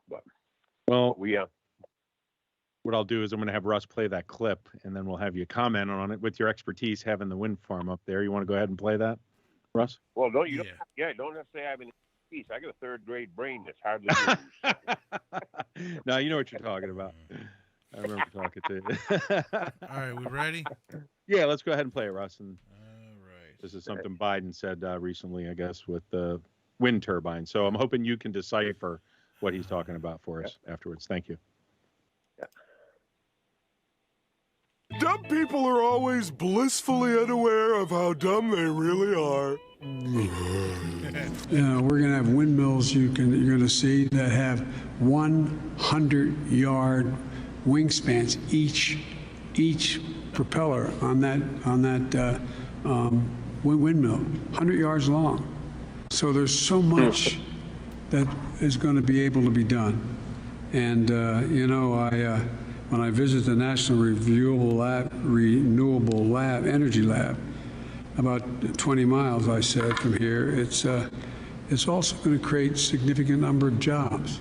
The reason I'm telling you this is that's no solace that you lost your home now, but it's that we're going to be able to do a lot of renewable things that allow you to not only rebuild, but afford to rebuild and rebuild better, to build back better than it was before. And it includes billions of dollars for wildfire. All right. Well, there we have it. One of the things I wanted to ask you, when I hear the term wingspan, it kind of usually refers to airplanes and stuff. I know that they're kind of like a propeller, but is that an appropriate term in this situation or no? Well, we call them blades, and ours are 138 feet 6 inches long. They Okay. weigh 7 tons each. They're not 100 yards. Yeah, it's 300 He's a feet. little It's a lost. football. It's 300 feet. It'd be like almost You know. half the Empire State Building swinging around on the sky because it'd be like 600 feet, right? Yeah. And, you All know, right, each direction. Right. Yeah. Right. So, Hey, look at You the would- Empire State Building up on the mountain there, flipping around. yeah. Think about that. That's like home plate to right field and almost home plate to right field at Yankee Stadium, you know? Right. Yeah. Was there anything in his No. comment that made sense in there? No, his entire speech didn't make sense. How about the little fact that we have a new method of cleaning the laboratories? You know, a laboratory like a science laboratory. Yeah. He says, where the kids go to the bathroom. I think he meant laboratory, Right. L-A-B, not L-A-B. That's true. That's a good Yeah. point. I told Yeah. you guys not to vote for him. You just didn't, the last time we talked, you just didn't pay attention. Yeah, I right. know. Well, he won overwhelmingly, didn't he? Have all that support we hear about all the Yeah. time. Yeah. More Record voters than we ever had, turnout. right in the middle of That's the right. pandemic. He That's got right. more votes than anybody in the history of presidential But guys, elections. votes Yeah, are being yeah. suppressed. We've had the greatest turnout this last election, and it's all being suppressed Yeah. Right. somehow Yeah. because reasons. Make sure we stick with what we're supposed to say, right? That's So right. we don't Gotta be get kicked careful. off of I know. YouTube. Trying to be I'm so careful. proud to say that. I'm so proud to say that I live in the town where Ruger guns are made, and everybody Nice. has a house full of them up here. So when the war starts, and it's going to be on our dirt, we're going to be prepared. Live free or die, right? Live free or die. Live free or die. Yeah. How are things in New Hampshire with the pandemic? How are things going up there? Like if you go down into Keene or the local cities, what types of things are you seeing? How's it been for you up there since we last spoke? Well, that's where the pandemic is. It's in the cities because this vaccine is the biggest. It's been the worst thing for this COVID-19 because the social distancing is really the only thing that works. Mm-hmm. And it's given everybody a false sense of security that we can hang out, kiss each other, hug each other, and do this. Right. And, it's like having kids in school. They bring back every disease that's in that school. Right. Good point. The vaccine's the worst thing that could have happened to us. But, Yeah. Well, plus we're seeing some real concerns about that now. You and didn't give him obviously the cheat sheet code words before. I didn't he came mention on, it to Chris? him. No. We call it the zucchini on the show because we're trying to be careful with the overlords and the censorship. But I mean, you're not saying anything wrong. It seems like they're doing a little bit less of that now, Mike. I hope. But then again, it's it's crazy with all the censorship and what's happening in that regard. So did you guys hear what Howard Stern said? If the people, if you're not vaccinated and you go to the hospital, throw them out. Don't let them in. I think Liberty had an update about that. Is that in line with what you were going to share later, Liberty? Liberty's with us as well. I think we might have that clip. Do we want to play it now, or What was it? The vaccine? did you have a The zucchini. clip The you said? zucchini. The zucchini. Oh. Did you have a zucchini clip with Howard Stern or something queued up? For the Oh, show? I did. Yeah. Did you? You want me to play it? Yeah, or sure. He like just, later. That play it now, and then you can give your Okay. comments. Yeah. Okay, Actually, Russ. we happen to have that Yeah, what number clip is that? queued up, so we'll get Russ, our producer over there, All right. to play that. It's under Liberties. It's right there, number 5. Number 5. All right. Thanks, Liberty. Yeah. Whoever I don't know if whoever it's numbered Oh, these is really smart. Oh, geez, I realized it's not a video. It's actually an article. Oh, it's an article. Yeah. Okay, Well, that's all right. I thought he everyone. did that on his show. Okay. Yeah. Howard is being very vocal. Go ahead and just read it. Yeah, well, Just the Howard's- headline. Yeah, That's well, really you know what Chris, Howard Chris, you smells. see it? So Billy, Chris, read it. Where do I find it? Russ has it up. Oh, you do on the screen. Okay, I was looking in the doc. Boy, it's too small for me to see it, unfortunately, the way That's it number presents. 5. You guys want me to read it? Yeah, go ahead, Russ. Give it a All right, shot, let's Russ. see. Can you do it in maybe Slick Willie's voice? Don't ask me. I can't read. Maybe you could do it in Slick Willie's voice. It depends on what you mean by slick. Do you want me to actually read it in Slick Willie's voice? Yeah, so put Slick Willie on real quick. Conference him in. Oh no, Yep. Slick Willie, where are you? All right, here he comes. Yeah, all right. Hey, what'd you call me over here for? We need you to read this Howard Stern article for us. Yeah. Slick You're a Willie, friend, right? You guys are friends. Yeah, you remember? Yeah, no problem. Loyal contributor to the show here, Kevin has brought to our attention that Howard Stern had commented recently about. Did I ever tell you guys how much Howard Stern smells? He smells like a horse's rear end. Wasn't he at your wedding or something? Didn't he? No, that was Hillary. Oh, okay. I can understand the confusion though. Yeah, right. They're similar but totally different. Yeah. Howard Stern's feelings toward COVID-19 anti-vaxxers hasn't changed one bit since he lambasted them over their stance last year. This is really poorly written. Man, people get paid for this? Older now, Mr. President. So just take your time with it. It's okay. We have patience. It's a reading. Yeah. Stern railed against those who have chosen to remain unvaccinated on his Sirius XM radio show Wednesday, saying he wouldn't even allow them to be admitted to the hospital. But hey, you know what? We all got to care for each other or something because, coexist. I can't say what he is. Russ, stop interrupting Slick Willie. Yeah, you're interrupting Slick Willie. Mr. Willie. Hey, shut up for a second, would you? Go do your producing. Just go somewhere else. I'm reading this article. There we go. If it was up to me, anybody unvaccinated would not be admitted to the hospital, he said, per Variety. At this point, they have been given plenty of opportunity to get the vaccine. According to Mayo Clinic, 63% of U.S. population is fully vaccinated, with 75.1% receiving at least one dose. People have been, I guess it's a magazine, have been told you will die if you get the vaccine. What? People have been told you would die if you get the vaccine. Some of you will live, but most of you will die. These people don't trust our government. Slick Willie's sounding more and more like George Bush. A little bit of a combination going on there.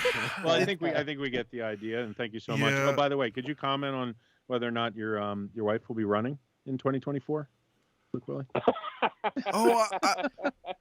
There's some reports in the media right now. I don't know if she'll be. That did sound like George Bush. Good God. All right. Good job, Russ. Good job. Did you have electional relations with that woman? I did not have electional relations with that woman. There he is. There it is. Ladies and gentlemen. Russ, the I don't know producer, about carrying her. his weight this week. I don't know about her, but I'll be running away from her. I'll be running, but it'll be the opposite direction. He'll be running in 2024 in the opposite direction of Hillary. Right. Well, that was good. That was fun. I'll be staying on. So he's basically saying what, making the point that my friend was making, but taking it to the extreme that they should be turned away. Chris? Who should be turned away? What'd you say, Mike? Sorry, you broke up a little bit there. People who didn't have the zucchini should be turned away. Oh, yeah, I believe that's what's happening. So, based on the article there, which was pretty difficult to understand when we had him reading it. But I think I got the gist that, yeah, he's turning people away. And, and more importantly, tyrannical measures against them, right? That's what we had there.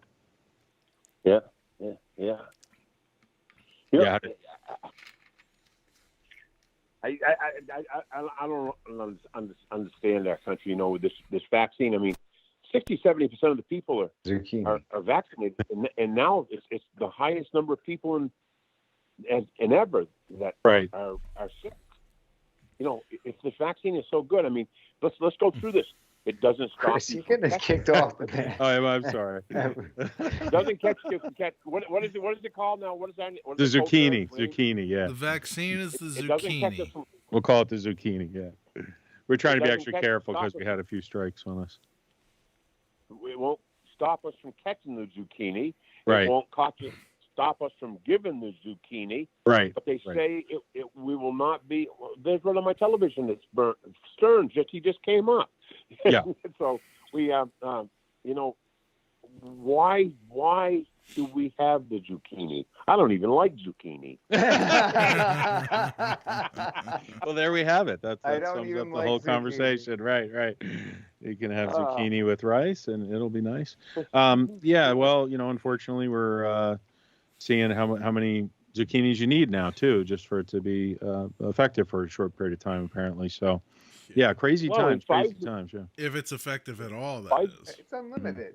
It's unlimited. Well, you can have a monthly zucchini pretty soon, I think. Yeah. Yeah. And Pfizer, the people that grow zucchinis, they right. They're the sixth most owned stock in Congress. Oh well, there's an interesting point. Sure. Yeah, we're seeing some reports about the, quote unquote insider trading and some things they may change regarding that. There's some interesting websites about that actually, Kevin. Since you brought that up, where you can track to see the moves they're making. I'm sure you've probably seen that. So pretty interesting. People are just following what they're doing and making out pretty well in the market right now, apparently. So, but yeah. So I can ask you guys a question. You're a lot smarter than I am. I'm just a dumb hillbilly, but this Michael Berg there, he killed this Ashley Babbitt in the January 6th insurrection, right? Right. Now, they never investigated that at all. Do you realize that? That's pretty much what I've seen. I did see something today, actually, where they may be releasing some new video of that. Didn't I send you a video, Chris, a while ago of that kid who's just changing his clothes and the kid who had the helmet and broke the window in the first place? I think we played that on the show. I hope we did. I think we did. It's completely creepy. No, you bring up an interesting thing, Kevin, because we still haven't seen a lot of the footage from that day. And apparently there's some new footage coming out, yeah. I mean, the FBI never even interviewed this guy. The only thing that was said, he was on television and he was out there getting looking for the dollars, I think. Mm-hmm. He was interviewed on television, and he said the FBI never talked to him, the Capitol Police never talked to him. Sure. Now, if I shot, say I kneeled on some guy's neck and he died, right? Everybody would be investigating me, right? Am I right? Yeah, that seems to be the history on that one. Yeah, absolutely. And you bring up a good point. And I think from other cases we've talked about on the show, especially with Mike's experience in the firearms industry, generally when there's a shooting involving a law enforcement person and somebody who's unarmed, there's quite an investigation usually, right, Mike? Sure, absolutely. Yeah. So in this case, you bring up a very interesting point. Apparently there's new footage from what I've heard of her even communicating with the police and giving them some water and things of that nature right before the final incident took place, as they were kind of being allowed into that area before she breached through the window section. But I haven't seen the footage yet, so maybe on a next week episode or a future episode we'll be. Good comment over here from Stax Farmstead. Yeah, what do you got? He says the atheist Stern is just afraid of death, considering how he lived life. He's probably worried about meeting his maker. I think that's pretty profound there, right? Yeah, that's an interesting point. Sure. Stax. Shout out to Stax. Stax Farmstead. Hey, giving him the hey now. hey now. How can we dishonor Stern as an atheist and a moron by telling people hey now? Telling him his own hey now, right? Yeah, hopefully there's not some sort it's of ours now. There, yeah. Well, yeah. Well, go ahead. I've been sitting here while I'm talking to you guys, searching for my glasses because I couldn't find them, and I had some stuff I was going to read, but I can't find my glasses, so I've just been using my little pea brain to talk with you guys on some of this stuff. But well, it's Slick Willie wasn't there; he could have read it for you. He could have, yeah. It's interesting. I had a little bit of a senior moment the other day. Maybe you're having one there, and let me ask you guys this honestly, if this has ever happened to any of you guys. It's funny you just mentioned that because I had something happen the other day. But have any of you ever been looking for your phone and it's in your hand? Suddenly you realize it's in your hand. Yeah. Yeah. Don't ask me how I knew that. Yeah. Okay. Suddenly you're just amazed and overwhelmed with joy because you have once again reunited yourself with your phone, and you're just like Chris, like losing a hand and finding I it. did that with my glasses. Wait, guys, I'm not saying I did it, by the way. I was just asking. I did it with I glasses got on one my up face. from that. I got one up from that. You do? I was on the phone looking for my phone. Oh, okay, there you Was go. it on That might- speakerphone? That's a There's true always fun. descent into something real scary. Well, my wife rides on the back of my motorcycle, and she wears a helmet. I've got a hard head, so I don't. But she'll put her helmet on, and then she'll start looking for her glasses. She had them up on her forehead and put the helmet on top of them. She does this all the time. So Right. we have to take her helmet off and pry them out of her fur and put them back on her. So how about that instant when you can't find your phone? It's like you're lost. Your total connection to society is gone. Yeah, You well, don't have you your know, phone. it's kind of where we're at Phone number. nowadays with the social media platforms, I think, and what we've seen with the news cycle and things of that nature. So you raise an interesting point. We're also connected. And, you know, we talked about Elon Musk on the show as well with that, the new Neuralink and things of that nature. So, but wonderful. Well, thank you so much for an update, Kevin. I appreciate it. What was that? Someday I'd like to ride my motorcycle down through there and stop and do this live, because on the phone I have a hard time doing this. I do a little radio show up here in New Hampshire on Tuesdays, and it's political and. Yeah, I remember us discussing that. Yeah, we'd love to I have thought you. we were going to do a video up at the farm. Yeah, Because we he gotta said come that- up He there, said that yeah. if we find a dead bird, we get how much money in cash? That's right. Well, I give was that? $1,000, 10 $100 bills. $1,000. All right. Yeah, we'll be up. We'll be up. Yeah, maybe when it warms up a little bit, we'd love to come up, and I'd love for Mike and With all Liberty of and our, Russ, whoever can all make of our it. listeners are our witnesses, right? Yeah. We got the private shoot range. there, we guns can and do some Tannerite. shooting. Yeah. Everything.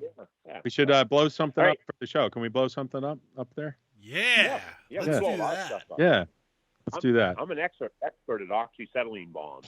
Well, there we have it, ladies and gentlemen. We'll have a future episode live, Live Free or Die up in New All right. Hampshire, and we'll have some fun up at the wind farm. Thank you so much, Kevin, for making time to come back on the air and join us for our funny little segment with the clip. And I'll be in touch. Thanks for being with. You guys are welcome anytime. All right. Thank you so much. You too. We'll see you there. Thanks, All right. Kevin. Thanks, Kevin. Bye, guys. Bye-bye. All right. Well, that was fun. How about that? All right. We Go got ahead, Slick Chris. Willie in there You and gotta do it. everything, When so- somebody hangs up, what do you do? Yeah. Well, You're listening. For those of us. For those of us just tuning in, you're listening to Mike G in the morning on the Freedom Station, WFYL. All right. You're a lot more NPR-y than I am. Yeah, a little bit. Yeah, my voice there. So A little NPR. yeah, it was fun. I always enjoy catching up with him, and it's interesting to hear about the perspective up there. And I Randy just thought, says we were missing like a wild. Yeah. yeah, I was trying to focus on. We were what he watching said. there's like the Royal Rumble in the comments right now. I kind of know what's going on. So first of all, Randy brought up a great comment that I missed while we were talking to Dave, because it's not my Okay. show today. Yep.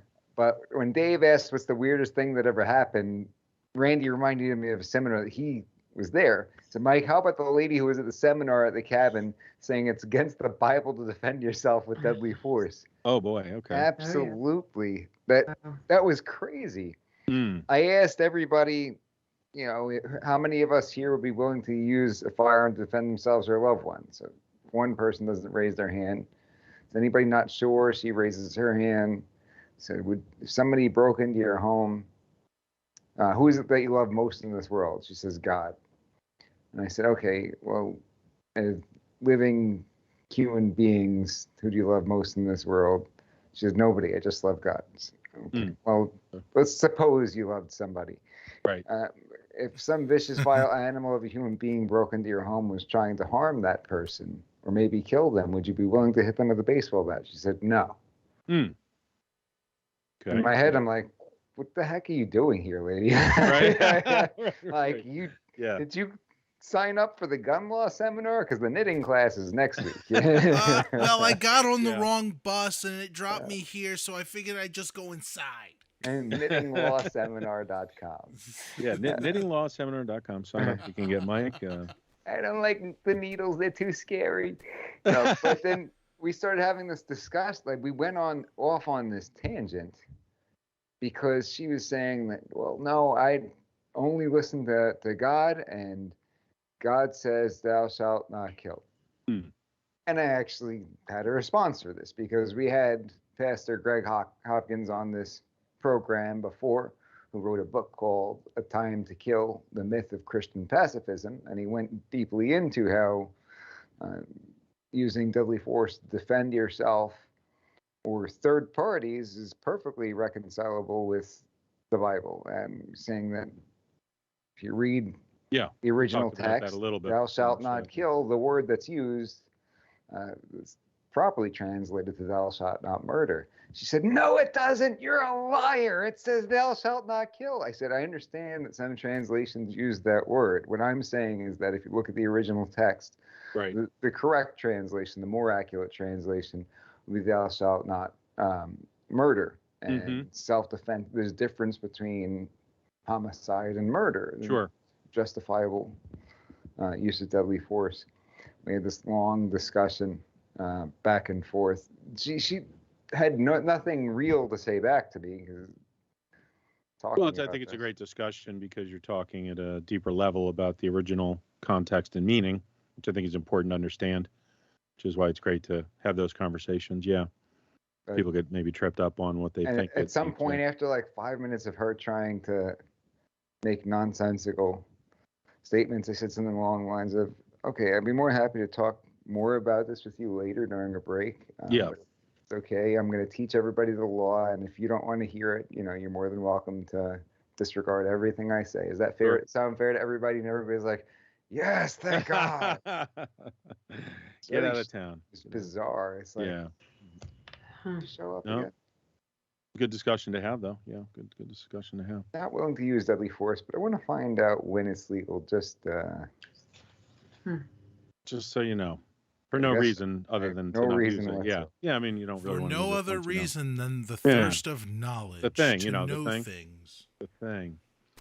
So Randy says, "Chris, have you ever walked into a room and forgot why you went in there?" All the time. Yeah, right. All the time. Yeah, I forgot why I'm in this room right now. Right. Yeah, let's take a look at some of the comments there. It's interesting. Yeah, I've had a few more senior moments recently, but I am even older than Joe Biden, so 120 years in the Senate. Yeah, we had a little situation between DG and Gary, and the comments have come to a halting stop after this. I don't know what happened. What happened? Well, it's something with seizures. I don't want to give their medical information. It's their. Well, they're putting it out there. They both had personal experiences, and that's. If they're making comments on the internet for a program that reaches over 100,000 listeners, I think. Yeah, that's true.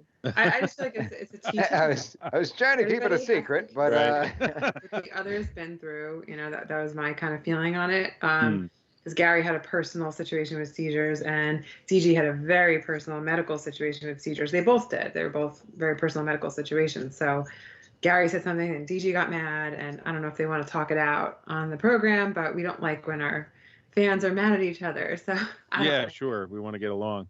Yeah. Well, things are tense right now. We were talking about this earlier a little bit with how everything's so tense. People are a little bit more on edge. So you need to find a way to try to come back together as best as possible. Yeah, DG's not afraid to talk about it, she said. Yeah, that's cool. But, peace and love, everybody. So I don't know if I'm going to fix it being Switzerland over here, but I think that... you usually fix stuff pretty well over here, It sounds like they could use an octagon. Maybe they can talk it out on Next the week, program. we'll get them both back together, and we'll work it all out. Everything will be okay. Yeah. So maybe we can transition over to the discussion I started earlier about Attilas, the gym. There's that clip in the doc, Russ, when they were on when Ian was on Tucker, so that might be a good thing to start, and then we can chat about that a little bit. But had a nice trip over there to visit with those guys. It's nice to finally meet them face to face. So I'll let you get that clip ready there, Russell. I think we talked about these guys on the show in the past. So our listeners and most folks across the country now have seen the stuff that they've been dealing with when they wanted to keep their gym open at the beginning of the pandemic. And of course, Phil Murphy and others wanted them not to do that. So, yeah, feel free to play it, Russ. Is this the right one? Hope so. Yeah, I think so. Well, the I think governor of it New goes into- Jersey is very determined to crack down on crime. Not murders and rapes, but anyone who criticizes the governor of New Jersey on Fox News. And that would include the people who run the Attila's Gym.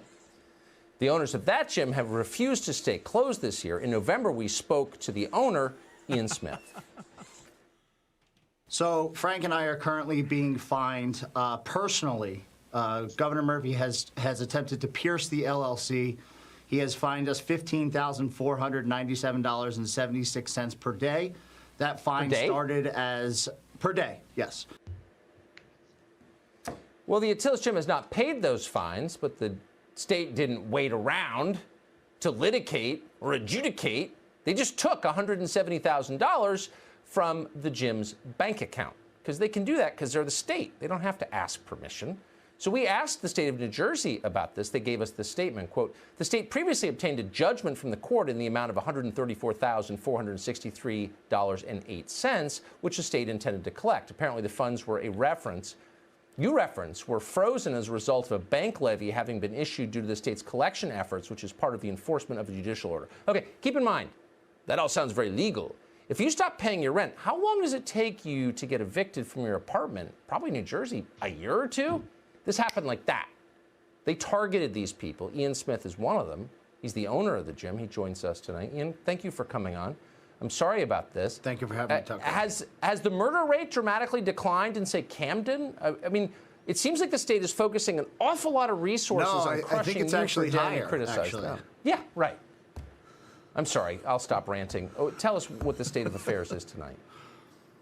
So as of yesterday morning, my partner and I checked the bank statement in the morning, and we had no money in our bank account. The state emptied out every single dollar that we have.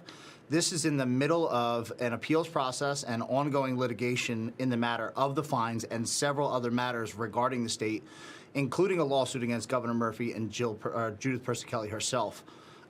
This is, as simple as I can put it, this is an interference with our right to counsel. This money in our bank account does not come from memberships. We have not charged our members since April 1st, since we originally shut down. This is donations and this is T-shirt sales that we have used to pay our bills and to fight our legal battles. And it is a clear and it is a blatant violation of our constitutional rights and our ability to defend ourselves in the court of law. How long do you think they'll allow cryptocurrency to exist? Sorry, just a thought. Probably not too long. If they can't seize it from you. No, they can't. And that's actually one of the most frequent recommendations for people who want to continue to donate is to set up a crypto account. Yeah, while you still can. So now that they've taken all your money and you can't afford legal defense, what's your path forward? We will be fundraising. We put out a video last night explaining the problems that we're facing, and we put out a call to help to the many people who have supported us from the beginning and the many people who have learned about our story along the way. And we've got 450 T-shirt orders to fill and a lot of donations coming in. So from now on, we're going to pull all of our money out and we're going to just go at it in cash and write checks as we go. There will be no money in our bank accounts, and we'll continue to fight this no matter what. I just want to very quickly remind our viewers of two things. You haven't spread COVID to anybody, and I'm reminding the Goldman Sachs guy who runs your state, you're being punished for trying to keep people healthy and trim in the middle of a pandemic that kills people who are overweight and out of shape. Doing more than he has to save people's lives, and of course you're being destroyed for it. Ian Smith, I appreciate it. And I would just, thank you very much, Tucker. Thank you. Well. All right. So there we have it. Thanks, Russ. So anyway, the reason I wanted to share that on the program tonight is yesterday. I've been following Ian in particular on Instagram, and yesterday Instagram decided to ban him, and he's got a pretty big following with what they've been doing over there at the gym. And I think it's a very telling time right now where we're seeing more and more folks, more high-profile folks getting canceled. So I would expect, we may see more of that. So I just hopped in the car and took a ride over, picked up a shirt, and had the opportunity to talk to them for a few minutes and found them to be extremely genuine and caring and, really impressed with the sacrifices that they're making, for the benefit of the rest of us. So if anybody is in the area and ever wanted to stop by, they were super accommodating. I don't have any video of them talking or anything. I did take a few pictures. Maybe we'll throw something up this week on the Mike G in the Morning channel with that doctor appointment I had earlier. I didn't get a chance to download some of that stuff today. But yeah, I did take a little bit of video and took some pictures, had a chance to talk to them. I was over there for a while, and they're great. And I'll tell you, they have the receipts on a lot of different things. I did mention to them they're welcome to come on the program.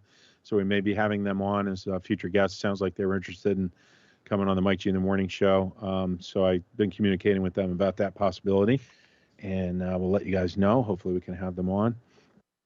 There was something I wanted to read. I actually had this prepared for last week's episode, but I'm glad I didn't get a chance to read it when we wrapped up, because it kind of reminded me of the emotion that I was sensing, while talking to them, and just the raw sacrifice that they've made by putting their business and their personal lives in jeopardy for standing up for what's right, standing their ground. So a friend of the show sent me this, and I almost read it last week, but it goes, the most terrifying force of death comes from the hands of men who want to be left alone.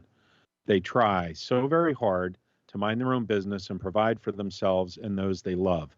They resist every impulse to fight back, knowing the forced and permanent change of life that will come from it.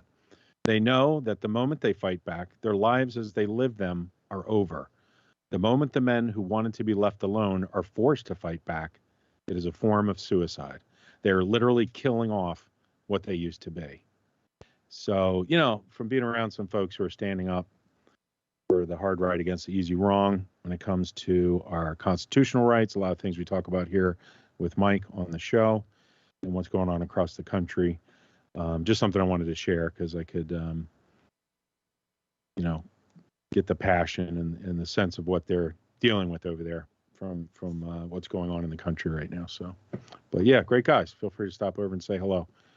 Wasn't sure if they'd be there, but I just got in the car, went over, and they were there at the gym, and a lot of good people in there working out as well, supporting the cause. It's crazy. How did they stay open when their bank accounts got completely swept? Because that's not a small facility they've got there. I can't imagine it's cheap to run that place. No, I could probably cash. Yeah, they started doing the T-shirt thing. They're very creative too. I mean, they got right into it. I've been following them on Instagram. You can find them out on Instagram for our listeners who haven't seen some of their stuff. Ian's posting stuff every day about their ordeals and what's going on. And the gym is free right now. So if you were looking for a place near you to work out, you can go there. There's technically no cost. Of course, they're accepting donations. I picked up this great shirt yesterday. It says, if our voice held no power.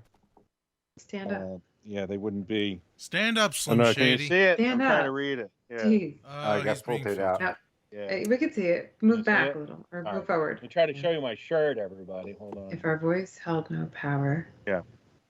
What does the rest say? They wouldn't be trying to silence us. Yeah. Okay.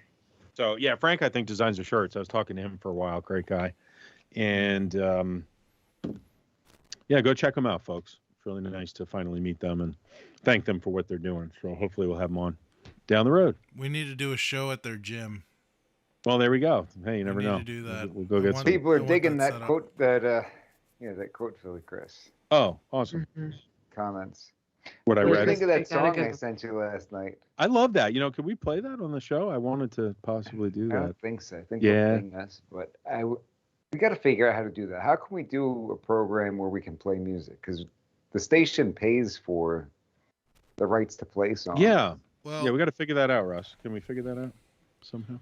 I mean, there is the option that we could just play the music. I mean, we're not in the YouTube partner program. We're never gonna be accepted into it because they Of our probably don't political want us. affiliations. Yeah. Yeah. Mhm. So I can't imagine that because we're not gonna make any money on YouTube anyway. Why not?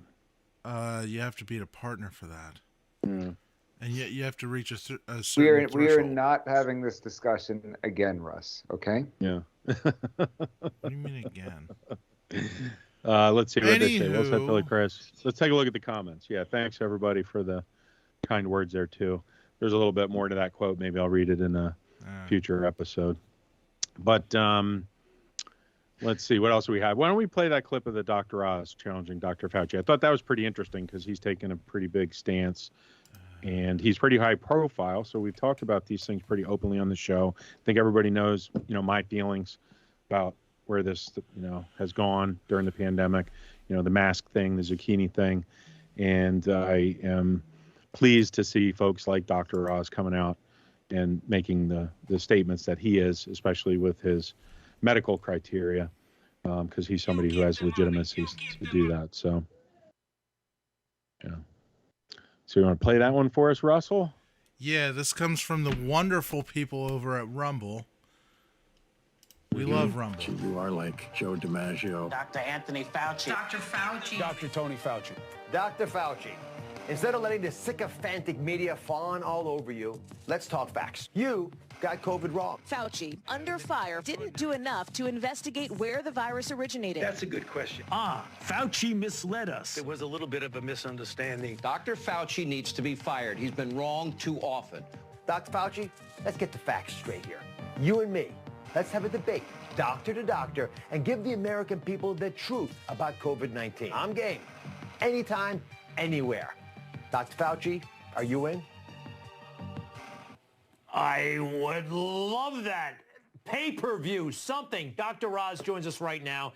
He's a candidate for the U.S. Senate from Pennsylvania as a Republican. Dr. Oz, welcome back. Any word from the Fauci camp? Greg, so far, I'm sure they're evaluating it, but I have not heard back. I am quite optimistic that at some point I will hear something. Well, let's face it, you're dead on about him, the sycophantic media, and he has been wrong. And how much damage do you think Dr. Fauci has actually done?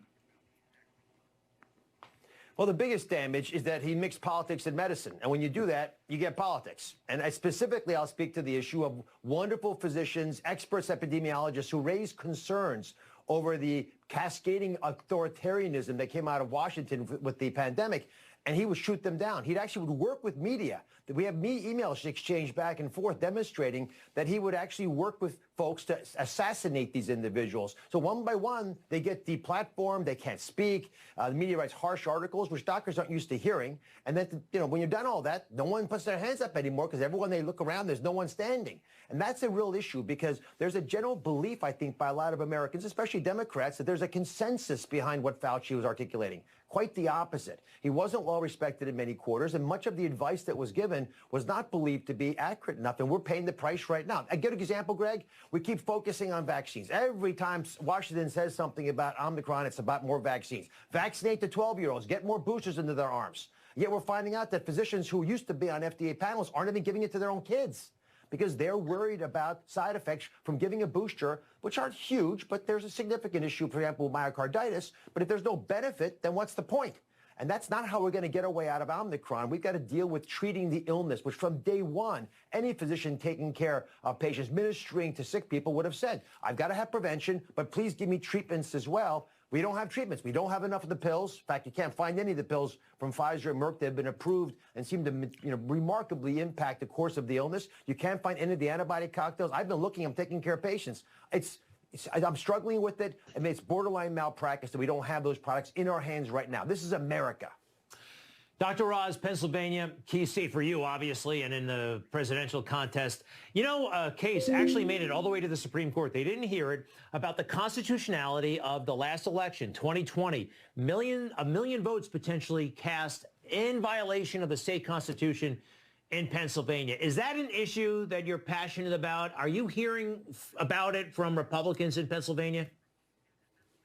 About 2/3 of the primary voters say it's an issue, and they have different definitions of why, but generally, under the cover of COVID, there was a series of decisions made by the executive branch. It's not their right to do that, really. It's supposed to be made by the legislature here in Pennsylvania, and those rules are not adjudicated in a timely fashion, so by the time the Supreme Court heard the case, it was already too late. But it's an issue that's continuing in 21. I tell you, I'm in Montgomery County here, just outside Philadelphia. We got about 15,000 one-sided ballots. So what did the state do? They sent two-sided ballots. Instead, honor system, throw away the ones that were not done correctly. In Lehigh Valley, where I was today, there were a lot of undated absentee ballots. well, you're not supposed to use those. But the decision is made by that group to go ahead and count them. And now that's in litigation. So you don't want people concerned about the sanctity of the election. We ought to get these rules straight. And even within the state, we are having disagreements. Imagine what would happen if the federal government got involved.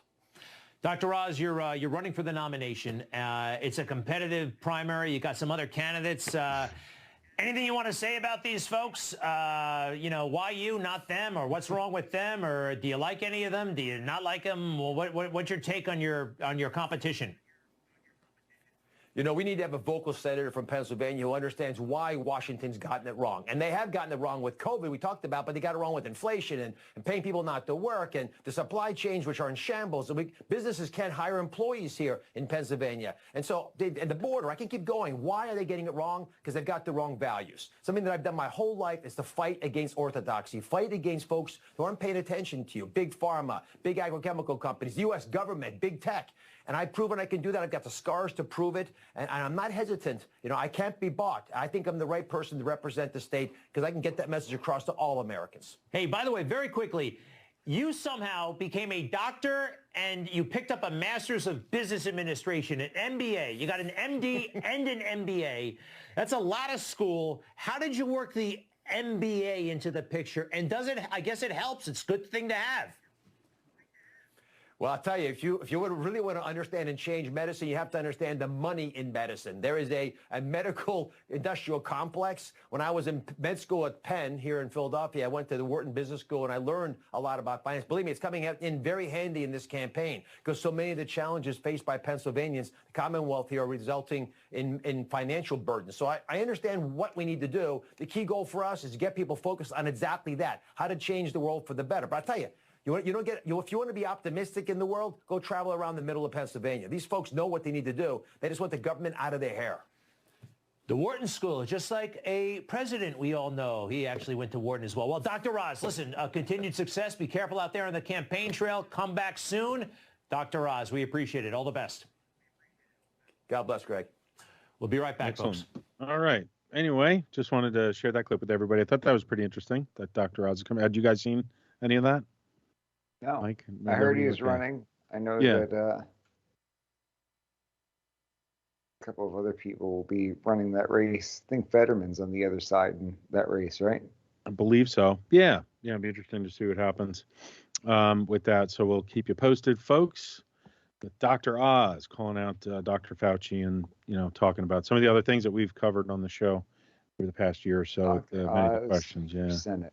Dr. Oz. Here's the, I'm looking at the website just to see what he says about okay. Awesome. Thanks. Policies and stuff. Right. About why I'm running issues. You know where I'm going to scroll right to, right? I think I do. What do you find in there? Okay, so you got Second Amendment. You get a picture of him hunting with a shotgun and an orange vest. Okay. And that Dr. Oz is a proud gun owner and will fight back at any attempts to restrict law-abiding gun owners of their constitutional rights. All right. It's pretty short and sweet. There we go. Let's have Dr. Oz on the program. Yeah, well, there we have it. Why not? You want to give him a call, Russ, and see if he'll come on? Yeah, sure. Beep, boop, boop. Hey, Dr. Oz. Oh, he can't talk right now. I'm sorry. That's all right. Call him as Slick Willie. That might work. Yeah, you should do Slick that. Willie morphed into George call Bush. Up headquarters and be like, I'd like to have him on the show. Don't call me, I'll call you. I'm going to come out to the studio, Russ, and we're going to sit down and do some calls, and you can be Slick Willie. Yeah, we'll do some surveys. Do some surveys for the show. All right, so we got a few more clips. We're coming up on 9 o'clock here, so maybe we can play a few more things, and we'll decide how long we want to go. The clip, Russ, there with Dr. Steve James questions Saeed number 9. Javid. Yeah, I think so. Maybe play that one. I'm just trying to, catch up on the news cycle here from the past week with some of the things that are going on. I'm noticing a trend where people are standing up to some of the the zucchini stuff. All right, go ahead, Ready? Russell. All right. Yeah. Think of the new rule to require vaccination of all NHS staff. I'm not happy about that. So. You're not happy about it? Tell me. So I've had COVID at some point. Yeah. I've got antibodies. Yeah. I've been working on COVID ITU since the beginning. I have not had a vaccination. I do not want to have a vaccination. The vaccine's reducing transmission only for about 8 weeks with Delta. With Omicron, it's probably less. And for that, I would be dismissed if I don't have a vaccine. It's not, the science isn't strong enough. That's your view. And your views? Do you have any view on that? I respect that, but there's also many clips I agree with different views. Yep, other views, Yeah. but Yeah. and there's another Yeah. colleague Yeah. who's also in the same position. Yeah. Yeah. No, I understand that. And obviously we have to weigh all that up for both health and social care. And there will always be a debate about it. But it's maybe there's an opportunity to reconsider with Omicron and the changing picture, or at least to nuance it and allow doctors who've had antibody exposure, who've got antibodies, who haven't had the vaccination, to not have it, because the protection I've got from transmission is probably equivalent to someone who's vaccinated. Yeah, but at some point that will wane as well. But if you want to provide protection with a booster, you'd have to inject everybody every month. If it's worn off by 2 months, if the protection's worn off for transmission after 2 months, then after a month you've still got a bit of protection. So if you want to maintain protection, you're going to need to boost all staff members every single month, which you're not going to do. Yeah, we take advice on how much you may need. But it's not going to achieve a practical benefit. Yeah. Well, we take the very best advice that we can. I understand, but you're from the people that are vaccine experts. What does He's a doctor. What does he mean? What's that? Yeah, right. Well, I think he's just dismissing him. I was going to ask you your take on that. It was pretty rude, I think, at the end there. You know? What do you think? We take advice from the best. Right. Like you're not the best, even though you're a doctor and you have your own opinion. So we're going to ignore what you're saying, and we're just going to give everyone a zucchini every 2 months. Response. Yeah. I mean, he really that's where didn't we're have at. any legitimate response. He was just like, well, no. Right. Yeah. Right. Yeah.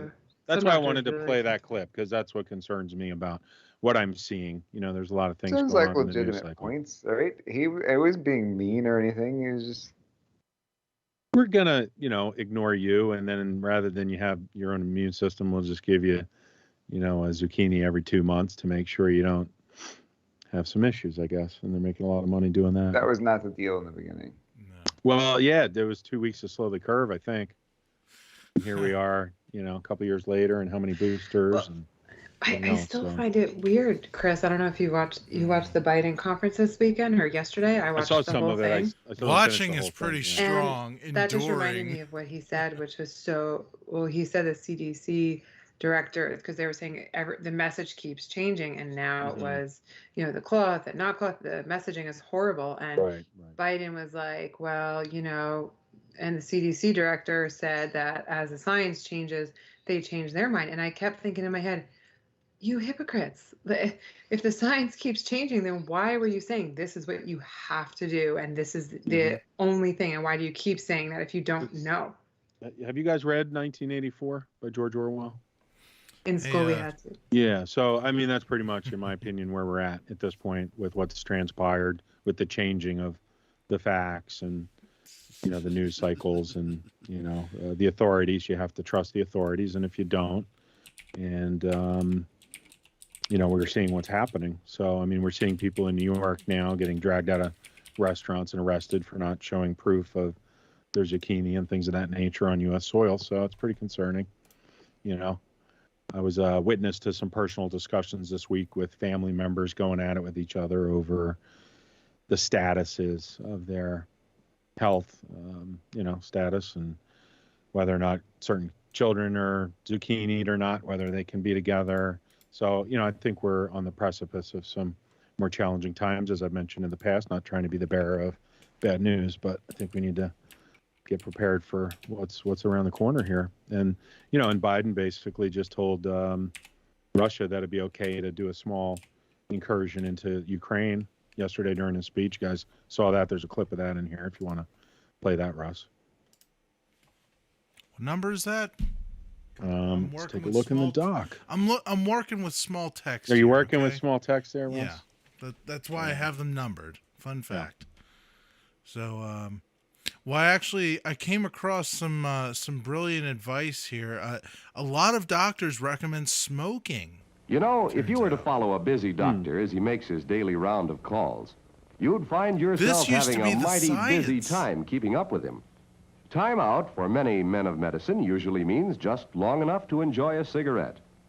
And because they know what a pleasure it is to smoke a mild, good-tasting cigarette, they're particular about the brand they choose. In a repeated national survey, doctors in all branches of medicine, doctors in all parts of the country were asked, "What cigarette do you smoke, doctor?"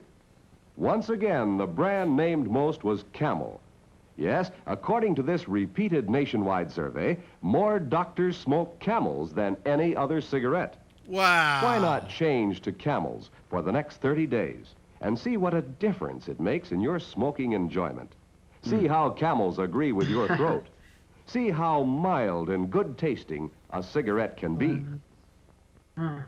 See how they agree with your throat. Where was I hearing about how this actually came to be? Because there's some story behind the statement that more doctors smoke Camels. I forget exactly what it was. Do you remember, Chris? I don't recall, There's but a I story remember behind some. it. And yeah, then I'm not sure. I heard that along with the story about how they would give hot dogs from Nathan's for free to med students. Did you know about this? No, I don't think I know about that one. What was that? Hot dogs. You know Nathan's hot dogs? Yeah, I like those. Yeah, they're pretty good. Yeah. So you got the hospital over there, and when they first opened up, you had people would think that hot dogs were unhealthy, obviously, and so they would give them away to the med students for free or give them a discount or something. I forget what it was. Yeah. But so people would see these people in scrubs, these medical professionals eating the hot dogs and say, well, if they're eating it, how bad can it be, you know? Right. Some interesting psychology going on there and marketing. Yeah, well, it's interesting. Good clip, actually, Russ, with they're showing doctors. Well, I came across another set of medical advice. I don't have a video for this, but 9 out of 10 doctors recommend staring at the sun for 20 minutes a day, 30 minutes if you're feeling extra healthy. Okay. So there you get your vitamin D straight in your eyes, you're saying? Yeah. So they can do vitamin D. Make sure you wear sunblock so that the light, the rays from the sun go directly into your eye. That you don't want it bouncing off of your skin and going other places. You want to funnel it. You should just wear a cone. Well, there you have it. There it is, ladies and gentlemen, straight from Russ, the producer. What was that? Just wear a cone on your head? Did I miss something? Yeah. I'm sorry. Don't worry, we're just doing a radio show. So if you want to stare at the sun for the recommended amount every day, just drench yourself in sunblock. You may as well just shower in it. Hook it up to your shower cap, and put a cone around your head after you're done doing that. That way you can collect all the sun rays into your eyeballs. Oh my Gotcha. gosh. Did I really just listen to that? I don't for know. 2 minutes? You can't get that 2 minutes back ever. Yeah, I can't. Medical sun advice from Russ. Why don't we play? There's a sort of a funny clip down toward the end, Russ. The snubbing one of Trudeau. Maybe play that one, and then we'll decide what we're doing. Were we relating that cigarette commercial to with the government always changing what they're saying? Is that what you guys are doing? Yeah, actually, I think that's what I was going to sense. say. I think that was a good clip, Russ, for that reason, because we can see how, the medical industrial complex goes along with things just like these other entities, and then all of a sudden, only later do you realize that, that wasn't so healthy. So. Right. Well, they did the same thing with coffee, except they flip-flopped a whole bunch. I remember watching it on growing up, my mom would always have the news on before I left for school, and it was coffee's good for you. Have a cup of coffee every day. Then it was, oh wait, we think coffee causes cancer. Oh wait, no, it doesn't cause cancer. It's actually good for you. No, wait, it's full of caffeine. Drink decaf. And actually, it's actually terrible for your teeth. So just stay away from it. Pretty much. Mm-hmm. Brought to you by Folgers. There you go. New sponsor. All right. So, go ahead and play that one, Russ. All right, here we go. It's a hilarious video of Canada's Prime Minister. He's arriving at some event. I don't know what it is, but right here, bam, you see that? At the bottom it says Brazil. Well, you can't see. It's off screen. It's off screen, but it says Brazil at the bottom right there. And this is Canada, and this says Pooh Bear, okay? But here, this is Bolsonaro, okay? He is a patriot, anti-globalist president of Brazil. We all love this guy, okay? His son showed up to speak at Turning Point USA at a convention, okay? This guy, globalist, deep state Trudeau, turns to Bolsonaro and says, hey, I want to shake your hand. Hey, how about I shake your hand, huh? Can I shake your hand? Hey, he reaches out, right? And then look at Bolsonaro, completely disinterested, doesn't want to talk to him. Look what he does. Right.